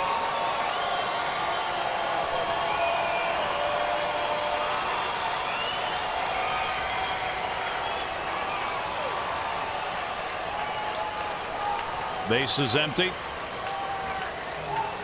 Moore again with a 1-2 pitch to him, and that will be outside. And a 2-ball 2-strike count. Moore is trying to get some of these hitters to chase. Trumbull's not done a lot of that this year. He will put the ball in play. Oh, look at that real average. Good number. League average 169. He's hitting 293 so far with 2 strikes. And there's a changeup way outside. Orioles coming in second in average and 5th in runs in the American League. They were tied at 27 for the most home runs. They now have 28, of course. Orioles starters 7th in ERA, and the Orioles pen 2nd. 3-2 pitch, and got one away and got him. So Moore, a couple of strikeouts, 7 in the ball game, retires the side in order for the 4th time, but the Orioles lead.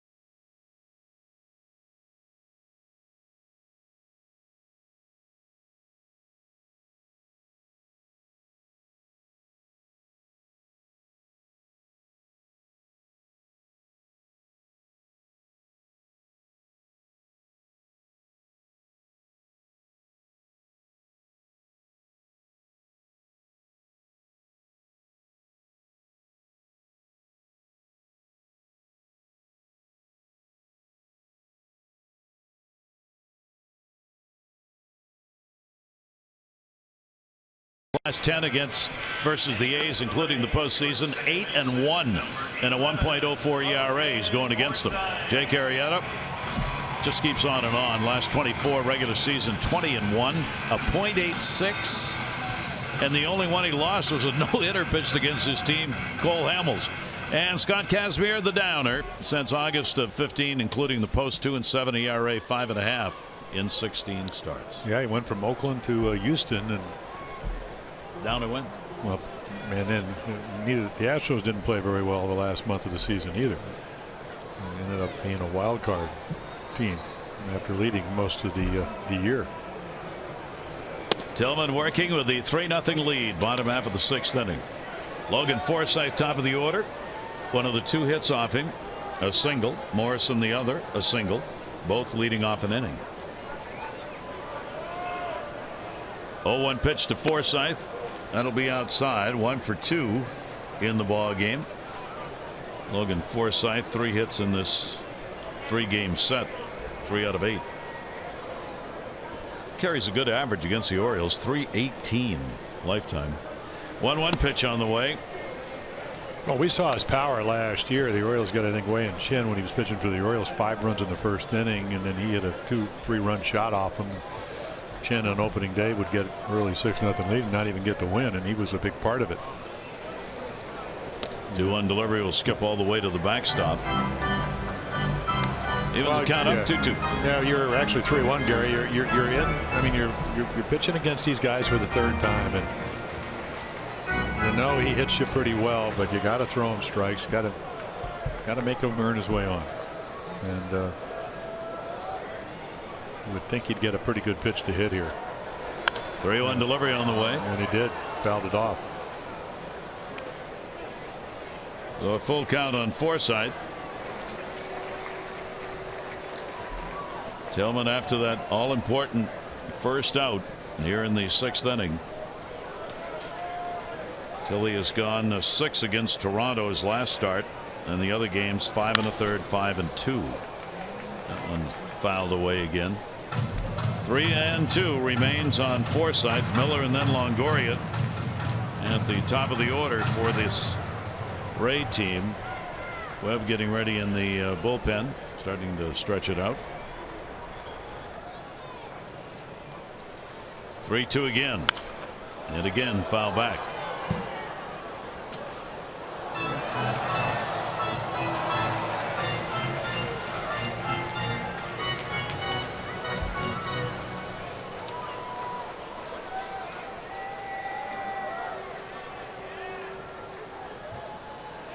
Forsythe 8 walks, 19 strikeouts. 3-2 pitch to him, and at another. Boy, nice pitch right there. I mean, 3-2, threw him a changeup, then he threw him a fastball, and here comes another heater. Good late life, still good velocity here in the 6th. Takes a look out at him. How did you do that to me? So that'll be his strikeout high for the year so far, obviously, in 5 games, as he gets his 6th. Miller coming up has drawn a walk, and he has popped out once and maybe twice. Scope. Look at him. Almost underran that one. He was charging in because he was so deep, and he kept on going and had to reach back. Well, yeah, I think Manny thought he was going to catch it, and then thank God he has good long arms.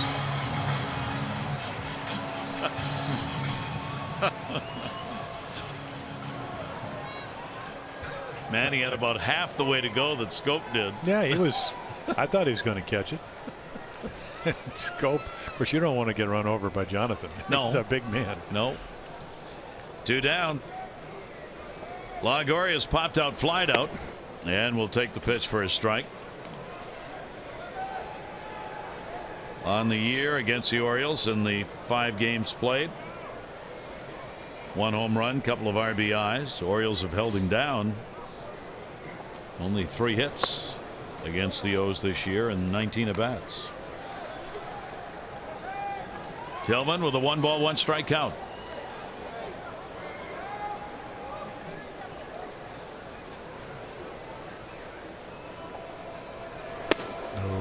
And just miss away.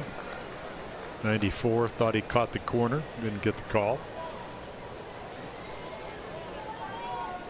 Tillman retired the first 9. Trying to have another 1-2-3 inning here. 2-1 pitch. Longoria trying to 9-iron that one. Yeah. Standing behind the cage talking to their assistant hitting coach Jamie Nelson, I said, boy, he's really moving. I mean, he always had an open stance. He said he's struggling a little bit, and that means usually probably not seeing the ball very well. Certainly in good health early in the season. And gets him on a pitch away. So Tillman's got 7 strikeouts, 2 in the inning, retires the side in order, and protects the Orioles' 3-0 lead.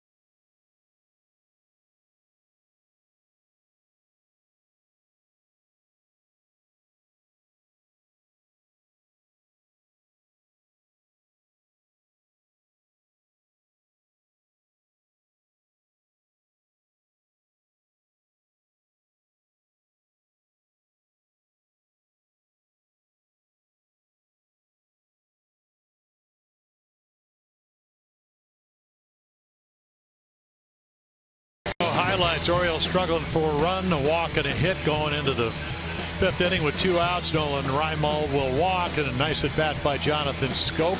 2 for his last 32. He serves it into right field. And then the 1 pitch to this point. Matt Moore to Joey Rickard. First pitch, 3-run home run to left field. The Orioles put 3 on the board. And today's pitching matchup, Chris Tillman and Matt Moore, both of them pitching very well. Tillman only 2 hits, both of them with 7 strikeouts. Those are your Geico highlights. 15 minutes could save you 15% or more on car insurance. Visit geico.com for a free rate quote. And we move to the 7th inning. 3-3-0 for the Orioles. 0-2-0. Tillman with a 2-hitter going, 2 singles and 1 walk. Moore delivers, and it'll be foul back Wieters. Matt has flied out, lined out. Hardy and then Reimold will be due up for the Orioles, as Orioles trying to pin a loss and maybe a 3rd shutout on Tampa Bay. The way Tillman is going so far in the ball game. 0-1 delivery. Wieters takes it, will miss down low for a ball.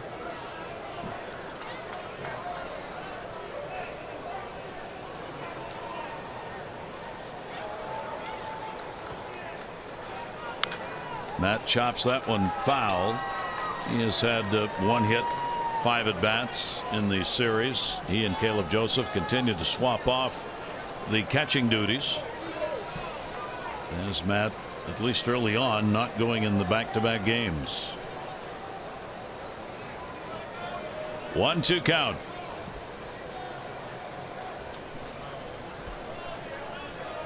Shift on against Wieters. And Moore gets him on a pitch inside. Yeah, big sweeping curveball, and it just keeps coming. You think it's going to be in the middle of the plate. Ends up probably off the inside corner. So he's picked up 8 strikeouts in the ball game. In the first starts that he had, he's had as many as 10. That came against the White Sox, a game where he got his win. 2 runs, 5 hits, 6 in the 3rd against Chicago. J.J. Hardy on the inside corner for a strike, a base hit, and he has been struck out. 1 away in the 7th. Hardy to be followed by Reimold. And the 0-1. Wow. That's an outside corner strike. Well, they have to be very pleased. Anytime you get a guy that was a 17-game winner and he has to go through Tommy John surgery, a ligament transplant in your elbow, and then he comes back and he's throwing like this. 1 pitch tonight. They only get him 2.88 runs through his first 5 starts this year. So they don't score a whole lot when he's on the mound. Tonight, none to this point. Tampa Bay putting teams in the division on notice that they can still pitch. Hardy will take that one inside again. 2 in. Jack knifed him away. 2 ball, 2 strike count. Well, I'm down on the field as we look at the pitch count, even 100, and talking to Jim Hickey, the pitching coach, and he said, well, remember Johnny Venters? I said, yeah, the guy that was a star with left-handed reliever, great sinker. He said, well, he's about a month away from coming back for us. Down to 3rd. Longoria's got a short hop.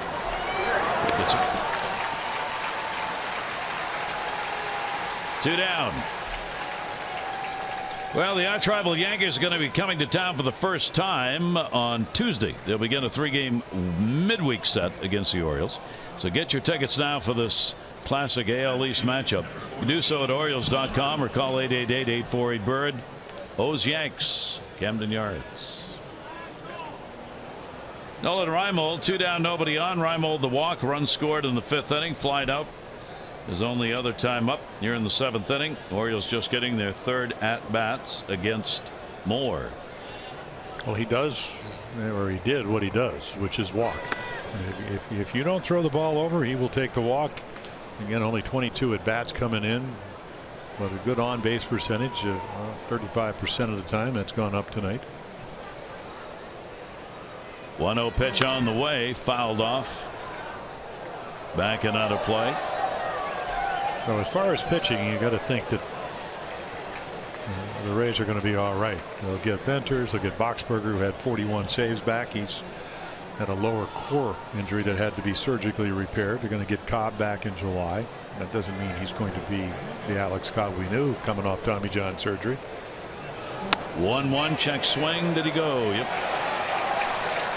Morales down at first base. Another good breaking ball, and this is what Gabe Morales is looking at. And that definitely out in front of home plate.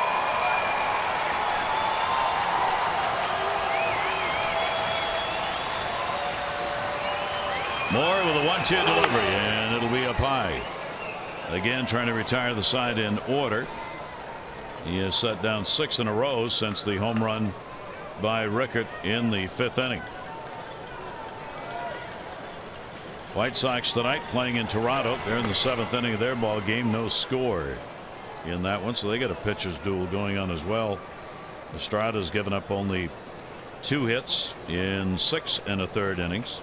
Quintana's given up no runs on 4 hits in 6 for the White Sox. 3 ball, 2 strike count.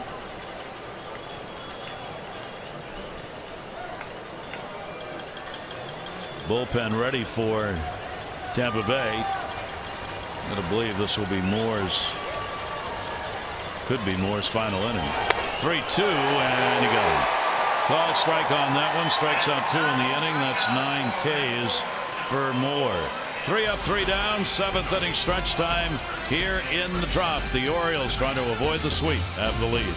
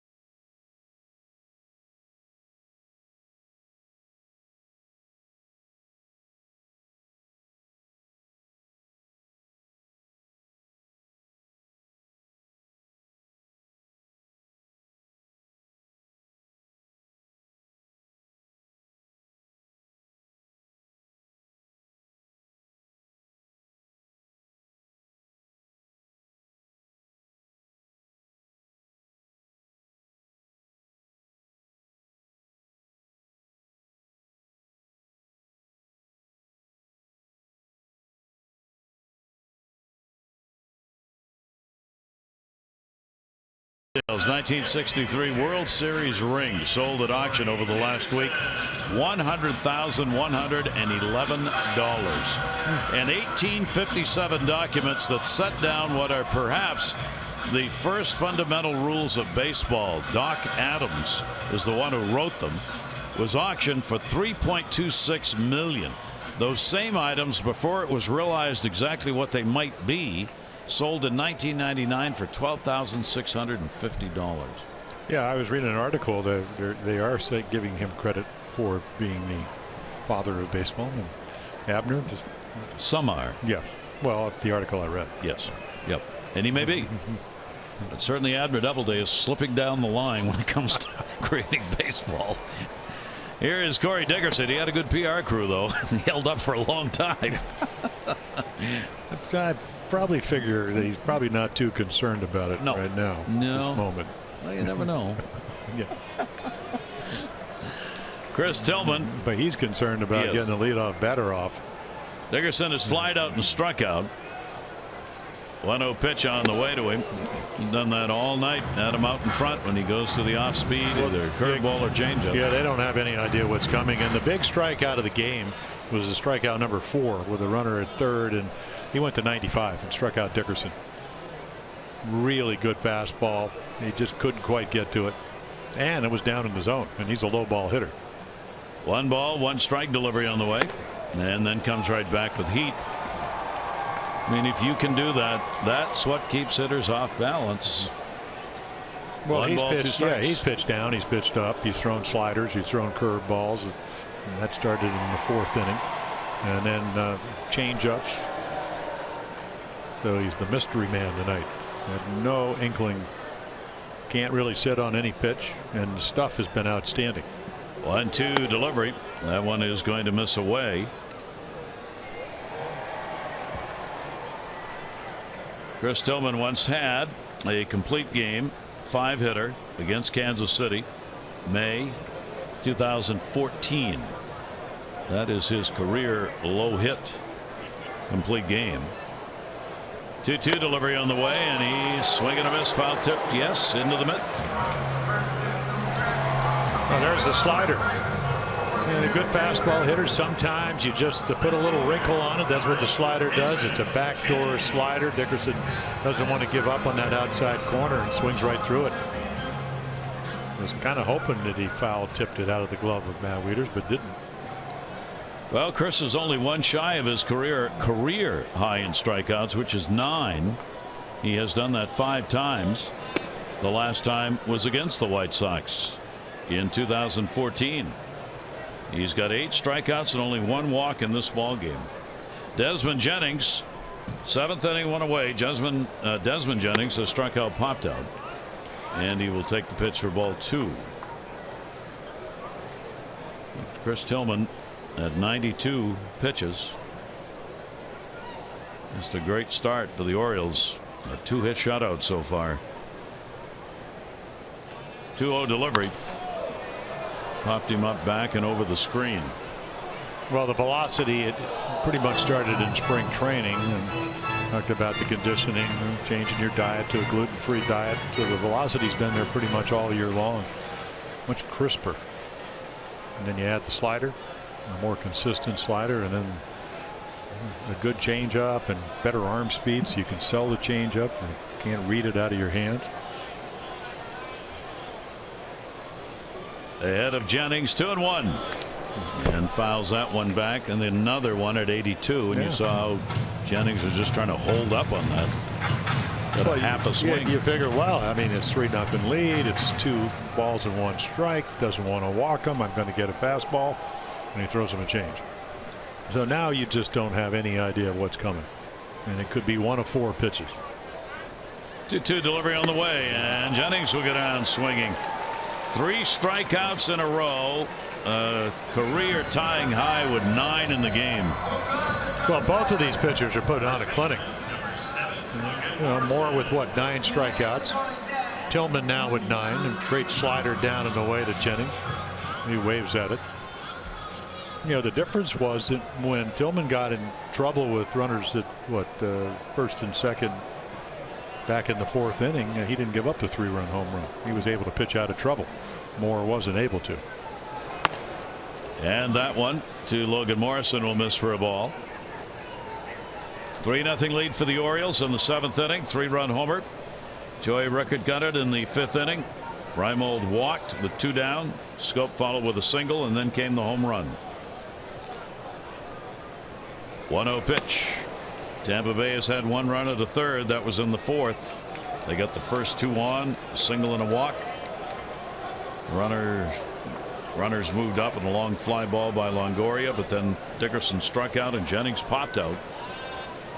And 2 were left in scoring position. Nobody's been in scoring position since for the Rays.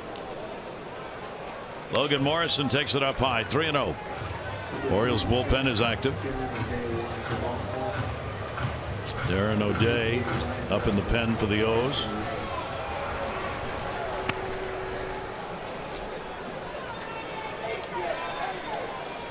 .30 taking all the way in their first strike. Souza's waiting on deck. And Tampa Bay trying to get the runners on. Trying to get that potential tying run to the plate at this point of the ball game. 3-1 delivery by Tillman, and foul back, and he takes it full, 3-2. Well, on Sunday, May 8th, your family has a very special opportunity to take the field at Oriole Park and have some great memories. Tickets on sale for a special pregame Mother's Day session of catch prior to the game against Oakland at 1:35. Go to Orioles.com/catch for information. That's on Sunday, May 8th. 3-2 pitch, and he drew the walk. So Morrison picks up just the second walk surrendered by Tillman. And that'll put a runner on with 2 down here in the 7th inning. Steven Souza Jr. struck out Flido. Tillman walked Miller in the 4th inning. And that's going to be it. Tillman with a head down a little bit, really wanted to go deeper into this ball game, but Showalter going to come out. He's got a bullpen that's rested and ready to go, and Tillman certainly has done the job for him in this ball game. 6 2/3 innings. He'll be responsible for the runner on and a chance to win it.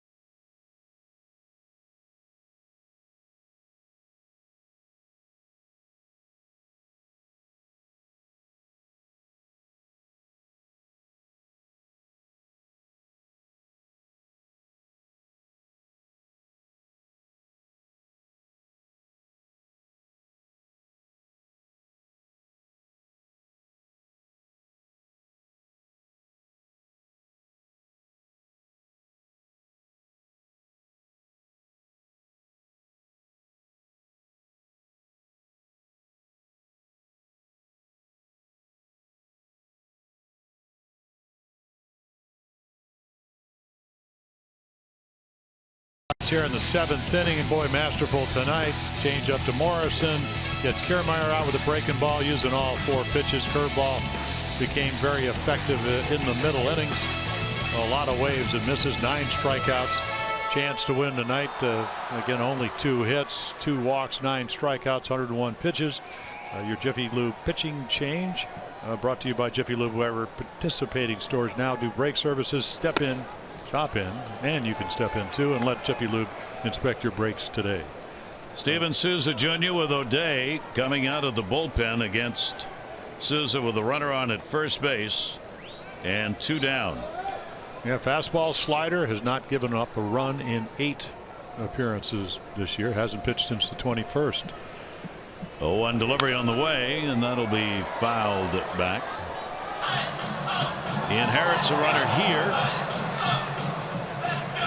We'll try and keep the shutout going.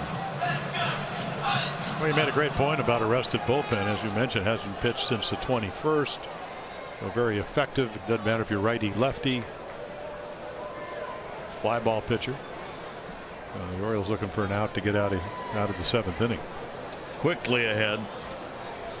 0-2 pitch, and that one's going to miss outside. For Souza, he is 0 for 4. The only times he has faced O'Day. Does have a 6-game hit streak. He has not continued yet. 1 and 2. So O'Day well rested for this relief appearance. Off first base, Morrison. 1-2 pitch. And that will be taken away. 2-2. Yeah, that's a good slider, trying to hit that outside corner. Did his side. Threw for 3, 4, 5 minutes down in the bullpen before the game. Appeared against Toronto on the 21st, an inning. Struck the side out with 1 walk. 2-2 delivery on the way. Souza shattered bat to second base. It'll be played. Jonathan Scope, that'll do it. So in our Jiffy Lube pitching chain numbers, you can keep them right where they are. O'Day is not giving them up. Runner left on base after 7.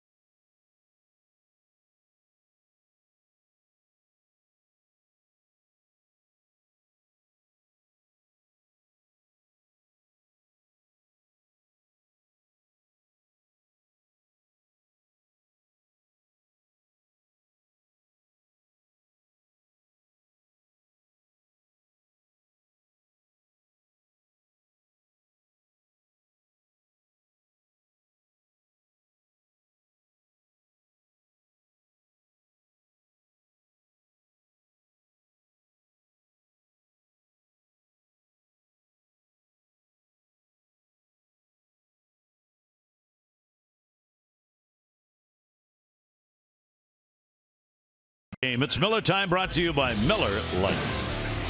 Now Chris Davis trying for extra base hits, and here comes the flying Walinda out of nowhere. Steven Souza Jr. with a great, one of the highlight catches of the year. Matt Moore certainly liked it, but at the time the game nothing. So Day came on, left the runner stranded, got the out. Orioles have a 3-0 lead. Well, Moore pitches very well. Again, a walk, a single, and a home run. That did him in. Pitched very well, threw the ball very well, and now Ryan Webb. Of course, the Orioles know about him. 51 appearances for the Orioles in 2014, and then last year spent most of the year in Cleveland. Sinker, baller, slider, changeup, but he wants to get you to hit it on the ground. Jonathan Scope will lead it off for the Orioles. We are in the 8th inning with the Orioles on top 3-0. Scope, part of that 3-run 5th inning with a 2-out base hit, kept it alive and got Rickert to the plate to deliver the home run. Jonathan will take that for a strikeout. That one's on the outside corner. Well, 2.58 grounders to every fly ball. That's 9th of active major league pitchers. This is what Ryan was able to do.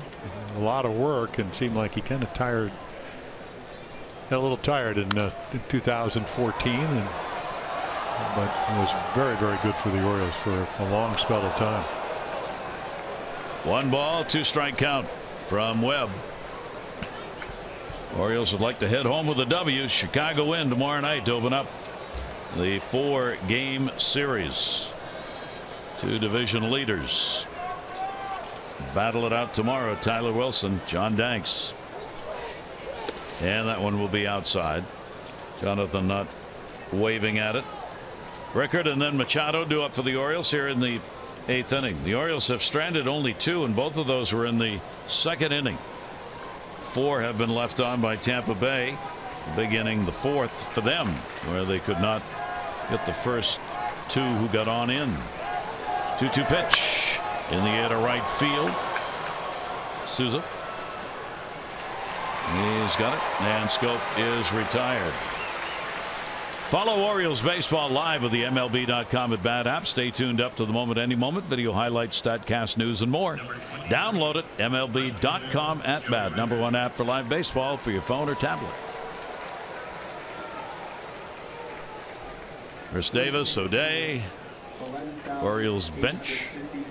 1 down here. Rickert coming up. The big blow. A 3-run homer. And he will take the pitch. The outside corner, first strike. Well, the former Tampa Bay organizational outfielder, where they didn't have enough room to justify keeping him, comes back to haunt him in this ball game with that 3-run homer that may be enough. Yeah, we talked about it last night. Mike Matuck, and I mean, you just got about 6 or 7 as you look at Brad Brock of outfielders that even Brandon Guyer, who's on the bench, guys that play left field, so he was expendable. Down the 3rd and foul.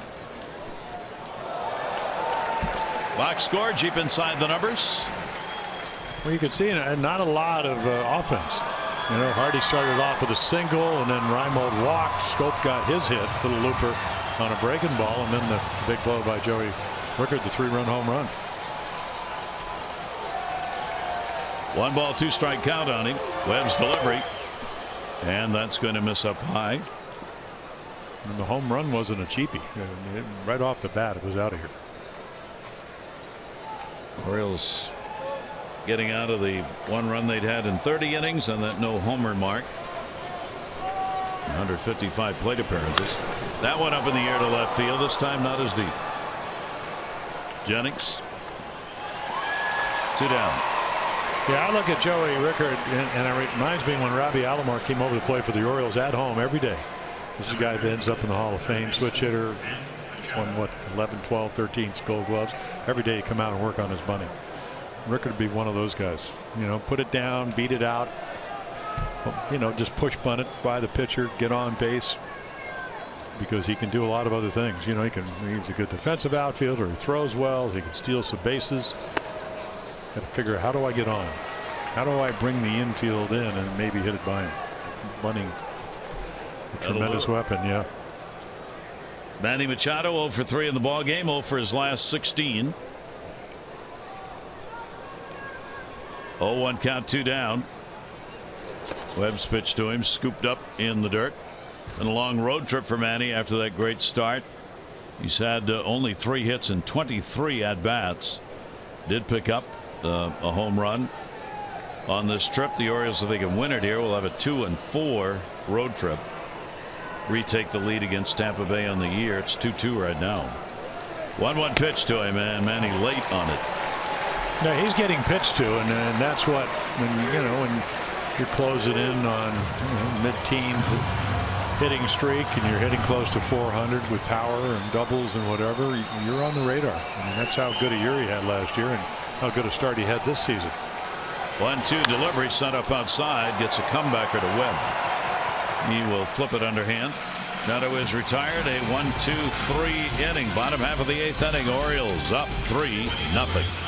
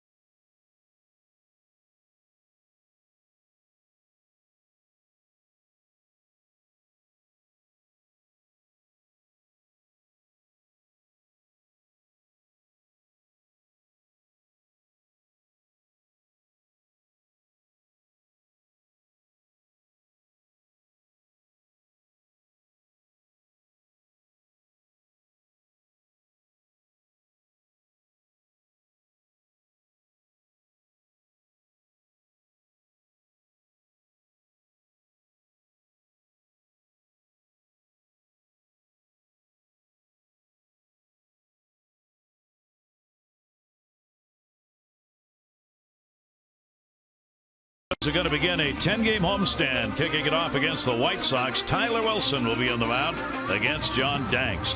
Our coverage on MASN 2 begins at 6:30. O's Extra presented by Southwest, followed by game coverage at 7. All the access you need right here on MASN. So Brad Brock comes in, fastball, slider, changeup pitcher. Worked an inning last night, 15 pitches, very efficient. pretty much of a clean inning. No hits, no runs, no errors or walks, or strikeouts. You can see more strikeouts than innings pitched. Very low ERA. They're only hitting a 103 collectively. Lefty's a little bit better, and he's a fly ball pitcher. Manny Machado moves in at third base, and the pitch is taken inside by Kevin Kiermaier. Kiermaier, Conger, Forsythe, 8-9-1. Kiermaier has struck out and flied out. Brock now in his fourth game this year against Tampa Bay, 1-1. He hasn't given up anything. He's pitched 3 in the third, no runs, no hits. He's had a career 4-1 mark with a save against the Rays. Rays with only 2 hits in the ball game. Foul tipped. Tillman, no runs, 2 hits, 6 2/3. 2 walks, tying a career high 9 strikeouts. O'Day came on for the third of an inning to get the side out in the 7th. And now Brad Brock, 2-1. Jones. 1 down. Take a look at our American League leaderboard, brought to you by Coons.com. Over 2 million vehicles sold and counting. So the White Sox, we showed you a note, the best starting pitching and the best bullpen. That's why they're off to a terrific start. And then you know Kansas City's going to be in the hunt. And the Mariners, who really struggled last year, everybody thought their bullpen would be a strength, and it wasn't. They've got it back together. And the Rays, Jake McGee traded, and the bullpen's still good. Fouled off by Conger. Yankees had an 0 for 2 on a couple of fly balls to center field. Well, good fastball hitter, as we mentioned, so Brad Brock can do a lot of other things. The power changeup, very effective to a good fastball hitter. Seattle on top, entering the day in the Western Division. They're a half game ahead of Oakland and Texas. Everybody pretty much jumbled there. Houston's had the surprisingly bad start, 6-15. That'll be fouled again. So Conger with a 1-ball 2-strike count. Forsythe waiting on deck. Brock trying to get through it. 1, 2, 3. Well, for Houston, that's baseball. Last year, 18-7 start. This year, going to reverse the numbers. 1-2 delivery on the way. That'll be down low. I mean, the outlooks for a number of teams, it didn't take long for the outlooks to change in a hurry. I mean, the Orioles were picked by many to be on the bottom in the East. You know, a long way to go, but certainly with the start they had, 7-0, now 11-8, a chance to win their 12th here against the odds of being put down before the season started. Yankees are in last place. They're struggling already. Some of their age issues coming to the fore with some injuries, and stars like Teixeira and A-Rod out of a couple of ball games. Yeah, Beltran with a bad start last year and then played well this year. A good start, but they kind of got tired in the month of September last year. 2-2 to Conger will be fouled back. Yeah, that kind of swing tells me, with you know, a couple of balls to work with in a 2-2 count, I might have to throw that changeup. Hope he'll chase. This will be the 7th pitch of this at bat. Conger's got a 1 for 3. Lifetime off Brad Brock. Here's the 2-2. And towards second, where Hardy on the shift will make the play.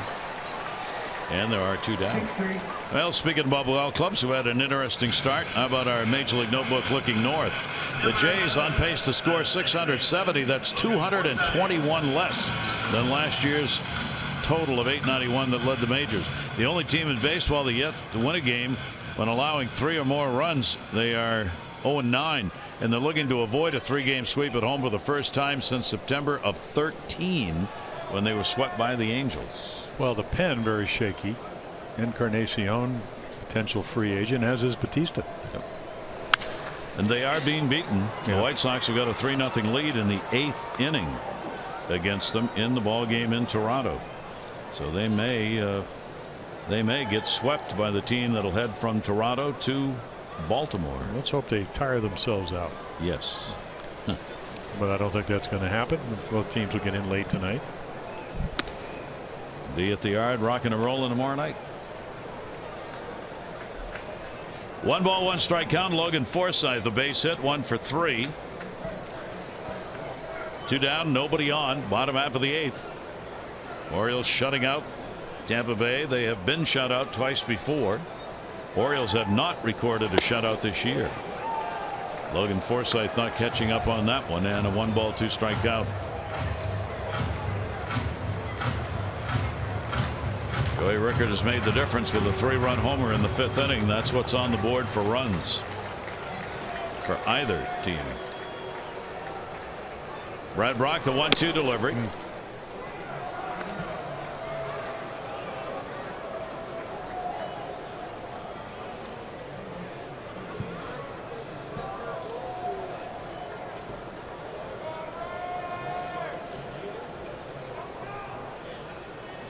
2-2. Yeah, there's the changeup, missed it. Well, he pulled the other pitch off, took about a 180 to try to settle down to say, okay, just have to stay. What's your front shoulder? It's your steering wheel. What it does when his fly is open, boy, he can pull the ball because he has such a live arm.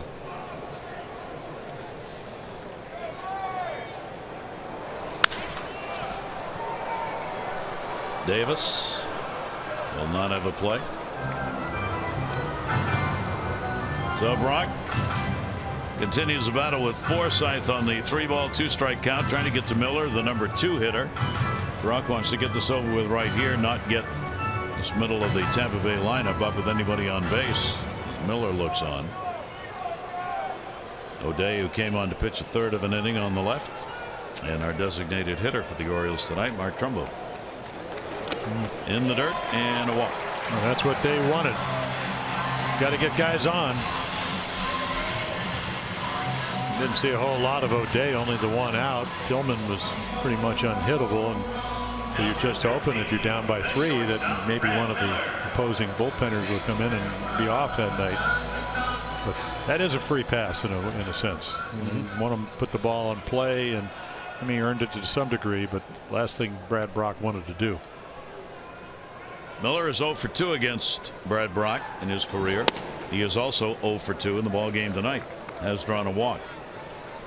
So 1 on, 2 down. Yeah, and they hold Forsythe on, so it makes that hole a little bit bigger. Shattered bat goes to first. Right there is Davis. He'll take it to the bag. That'll do it. No runs, no hits, no errors. 1 left on. We go to the 9th. The Orioles 3 outs away from a win. And our Chevrolet do-ups, Jones, Davis, and Trumbo.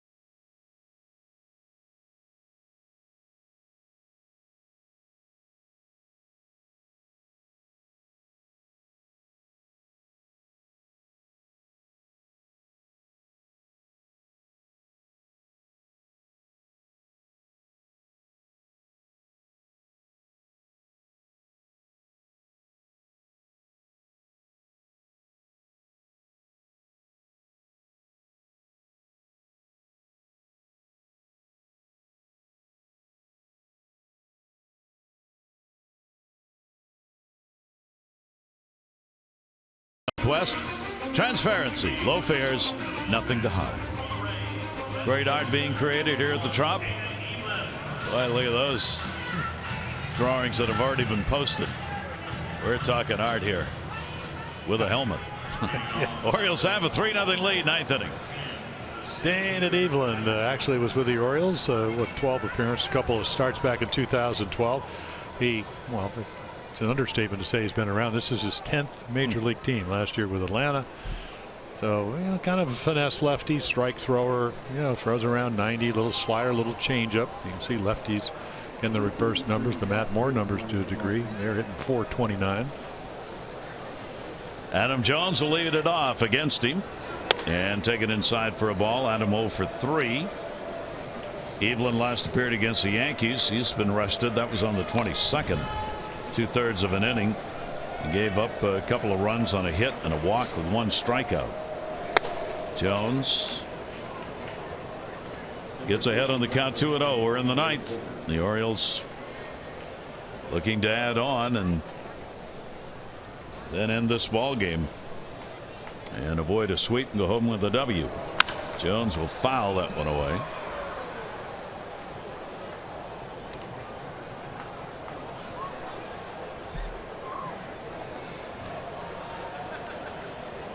Davis and Trumbo, middle of the order. Orioles are right now 6-4 in division play, where they made a lot of ground last year. 2-1 pitch, off speed breaking ball. Yeah, since Dana Evelyn was in Baltimore, he went to Korea the next year, started in 32 games, 6-14, and the Mets signed him, went to Vegas, and last year with the Red Sox. Opted out, went to Atlanta for a brief time. Of course, he started with Milwaukee, Arizona, Oakland, Toronto, Pittsburgh, and the Dodgers. I missed a whole lot of teams. That one a broken bat towards second base. Forsythe has it and makes the play. Probably want to carry your own pillow around. Visit MASSonSports.com. Care First to vote for tonight's Care First Fearless Player of the Game. Live fearless with a name trusted for over 75 years. Care First Blue Cross Blue Shield. Yeah, pretty good chance you'll be thinking about Rickard or Tillman.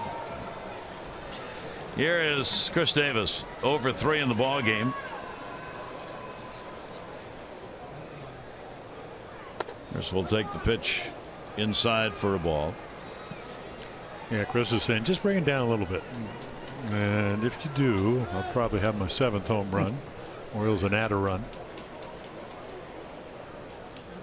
1-0 delivery to him. Another 81-mile-an-hour pitch. This one's going to catch the corner.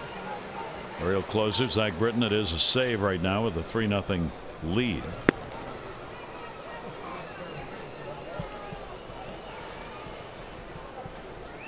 One delivery to Chris, and he goes away. Evelyn missed by a lot on that one. 2-1 strikeout. Chris will get back home to the friendly confines of Camden Yard for a 10-game homestand with the Orioles starting it tomorrow. 2-1 pitch to him. Went down, fouls it back. 2-2. Starter Moore, 3 runs, 3 hits, 7 innings. Webb worked an inning with zeros. Now Dana Evelyn on. Rickard got those runs with that home run off Moore. 2-2 pitch. Yeah, you can see Chris Conroy, he just flinches a little bit. Yeah, it's like he's going to get the right arm up. Slider that just stays a little out of the zone. Tugs the pants, keeps the arm down. Chris is happy about that. Evelyn 3-2 pitch into the shift. Forsythe and didn't get him. Pulled him off the bag. Morrison immediately looks to the dugout and says, take a look at that on video, please. And his manager, Kevin Cash, is. Boy, that's such a base hit. Well, yeah. And the other thing is, Gary, there are no routine plays because you're playing out in short right field. You got to charge it. And to Chris Davis, that's a one hopper to the right fielder, which is really your second baseman. He really runs down the line and he forces. So again, I think the toe came off. Yeah, it's a great call. I don't know if they'll call that an error, but it's not your routine play because you're throwing from short right field. Gabe Morales, first base umpire. You don't know if he caught it and kept the toe on. Certainly came off. they have challenged here. Yeah, see, I think the toe is, ooh. Yeah, it's off. It might have been on. So maybe there's something enough to change it. That's the only way they'll reverse it. Right there. Yeah. Is he on the bag right there? And then he comes off. Boy, it's so hard to tell when the ball got into the glove with a big first baseman glove. Yep. So complicated for the umpires. The rule is on first base plays that the ball has to be in the back of the glove, not just when it touches it, but back of the glove. So the crew chief over there, Ron Kalpa, along with Gabe Morales, who made the call. Chris Davis waiting to see here in the ninth inning whether Chris will pick up a base hit or not of the infield variety. So see, the ball goes back of the glove right there. And it's hard to tell. And if they can't distinguish whether the toe is on or off, they're going to keep the call that was made on the field, which is a safe. Yep. So, certainly worth the challenge. Meanwhile, Dana Evelyn is going to take some warm-up tosses. Chris Conroy, once said umpire, said go ahead. Long delay here, so take him if you want him.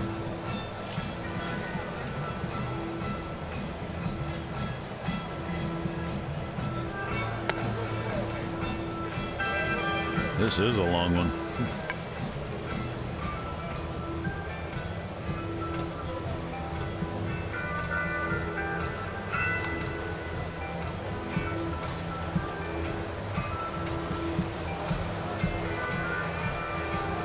Still not sure. There you go.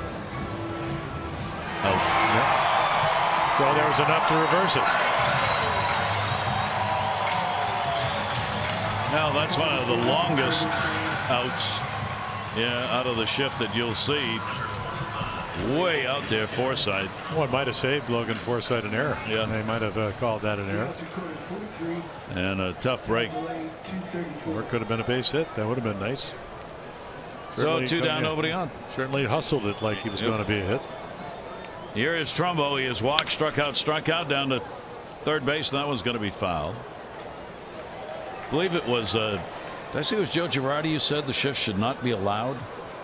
Yeah, I think I saw an article today where he was saying it changes the game of baseball too much. There was a reason why the diamond was placed this way, bases placed this way, and fielders. And by moving everybody around and allowing people to move the way we do in shifts nowadays, it has so much changed the game that it shouldn't be. Pitch is swung on and missed. Yeah, you should only do it on hitters like Ted Williams. That's right. The last 400 hitter. If you hit 400, you can use a shift. You know, I read well, I was reading, I guess, his autobiography, and until he was like 40, did he ever hit the ball left field because he went to a little heavier bat. Most guys would get younger and he hit more balls up the middle. That was like the other way for Ted Williams. Up the middle. Up the middle. Yep. Well, he goes, boy, if you ever met Ted Williams, he would go, I don't care. You could put your bench out there and I'm still going to get my hits. I'll just hit it over everybody's head. Or through them. And out of the whatever. yard. Two down, nobody on.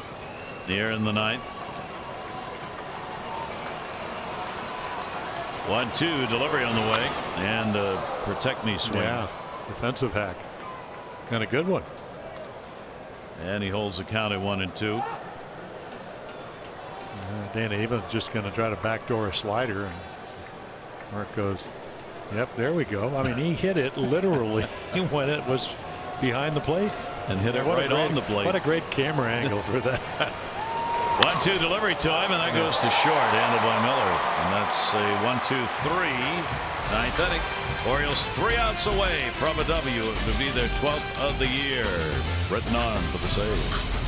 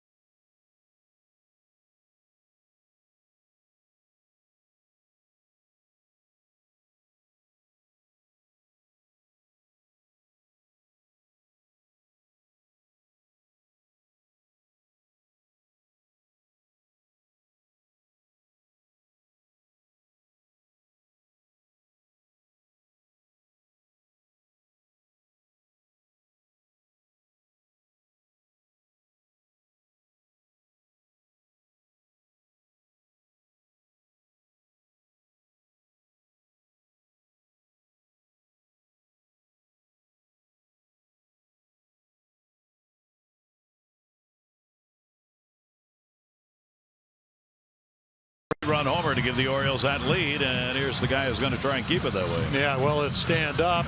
You can see sinkers 89%. The rest sliders. Does have a changeup when he was a starter, but he is the closer now. 12 balls put in play, 10 on the ground. Last year, 127 ground balls, 15 in the air. So he's a sinker baller. He can throw, average fastball now is about 96, and you can see the 67%, and he'll go right through the heart of the order. Zach Britton is 4 for 4 in saves this year. He is 10 for 12 in saves against Tampa Bay in his career. Evan Longoria will lead it off against him and go after the first pitch and foul it off. Longoria, Dickerson, and Jennings will be due up against Zach. Well, the Orioles trying to tack on their first shutout against an opponent. Tampa Bay facing potentially their third shutout of the year. Here's the 0-1 delivery to Longoria and fouled off the other way. Zach has picked up a save against this team in the one game he appeared against them. Worked an inning, zeros across for that save earlier this year. 0-2 count on Longoria. A 2-hitter being thrown by the Oriole pitchers, Tillman, O'Day, Brock, and now Britton. Orioles have had only 3 hits. 0-2 pitch, and that one's a breaking ball in the dirt. Yeah, we showed you 11% breaking ball, and that's when Zach uses it. He knows. But his best pitch is his sinker, but the slider, it does give you another look if you're a hitter. And if you are going to throw it, keep it under the strike zone, which he did. 1 ball, 2 strike count on Longoria. Britton's pitch is chopped foul right off the plate. If you go back and in your mind's eye, you'll think about last year with 35 out of 38 saves. It seems like when he got in trouble, it was infield hits. I mean, the ball is such a pronounced sinker that sometimes they just pound him into the dirt. A lot of infield hits. Buck was talking about that. In fact, I saw him go down and inspect that area in front of home plate before the game. And the team got done BP. He walked around and was looking at that. Often around home plate here in this ballpark, it's been very hard, and balls have been chopped, which go for base hits. They hit in front of home plate, go way up in the air, and by the time you get them, you don't have a play. That he said they have softened that up a good deal this year, so you get a better chance on balls that hit in front of home plate and then out into the infield. 2-2 delivery. That's no infield hit. Longoria got one he could drive. That just stayed up for him, and Longoria's got a leadoff single bottom of the 9th inning. Yeah, it doesn't matter if he's 97 miles per hour. If he elevates it, it's not his strength. So Longoria finally gets a ball in the middle of the plate. Didn't get a whole lot from Tillman, who he hit very well. And they're off to the races. Brandon Guyer is going to come on as the pinch hitter. We have not seen him in this series. We're going to see him now. Look at the numbers he has put up in his chances, and he has done that against Zach Britton. He's had 3 for 11, and 2 of the hits he's had have been home runs. His first major league home run was a 3-run shot against Britton, and then he got sent out the next day because of roster problems. That's a chopper towards second. Jonathan Scope. They got a shot at it. Hardy comes across, not in time. They will get the lead runner, and took only 1 pitch against Brandon Guyer. Yeah. Good sinker. Make sure with a 3-run lead you get the lead runner. That's what they do. And then again, Hardy's going to, just in case he stumbles, make the throw, but no chance to turn the double play. One of the 3 outs the Orioles need. That'll bring up Desmond Jennings.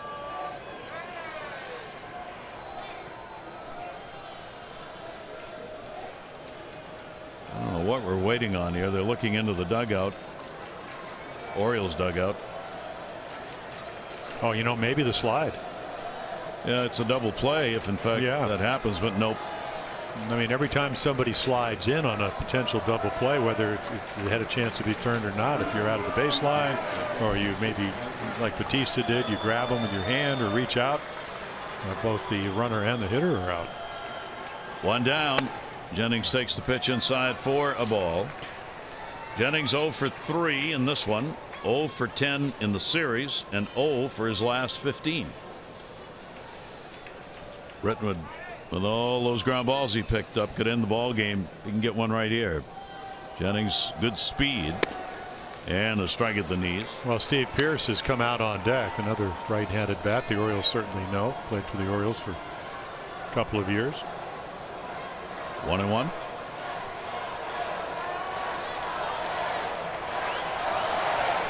Geyer, the runner at first base. 1-1 pitch right there. Yeah, that's a pitch he used so effectively last year. It's almost a front door sinker where you throw it at the right-hander's hip, and then the ball runs back. And they give up on it.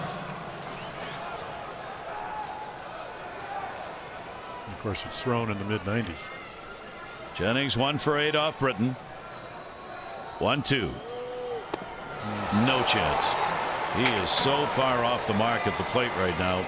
He will chase. Well, and then he got pitched too. You know, you run the ball off his hip, and then watch this pitch. Just the bottom drops out. You know, the illusion is because the ball goes down so dramatically at 96 miles per hour that it's going to stay on the plate, and it doesn't. And that's why Zach Britton. So Steve Pearce will come on as the pinch hitter. Steve on for Morrison, a walk, a single, and a strikeout. And Pearce against his former teammate Zach Britton, 0 for 1. Orioles will not cover at first. Runner will go. That'll be a defensive indifference for Geyer. Yeah, Matt Wieters will come out and just go through the signs with a runner at second.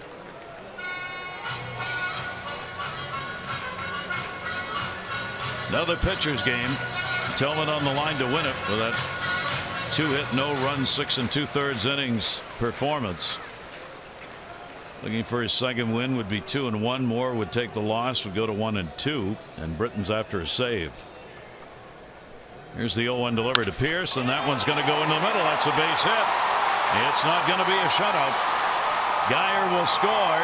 Steve Pearce delivers an RBI single, and for the first time in the ball game, the potential tying run will come to the plate. Yeah, and that's exactly what they wanted.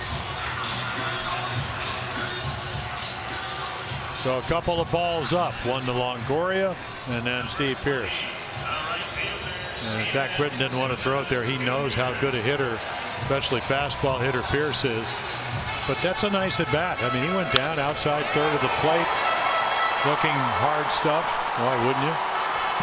And then hits it right back up the middle. So it is a 3-1 ball game. Steve Pearce picking up his 5th RBI of the year.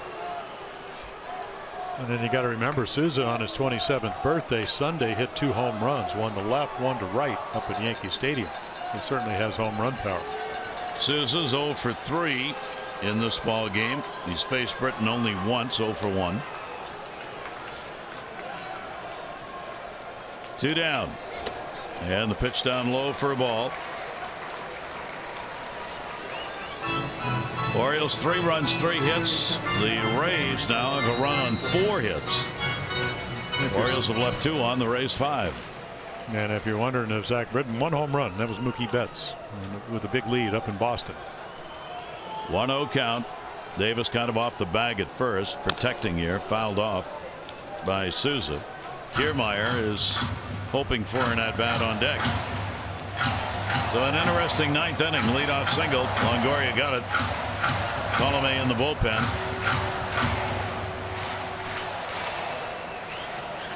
Pearce on at first.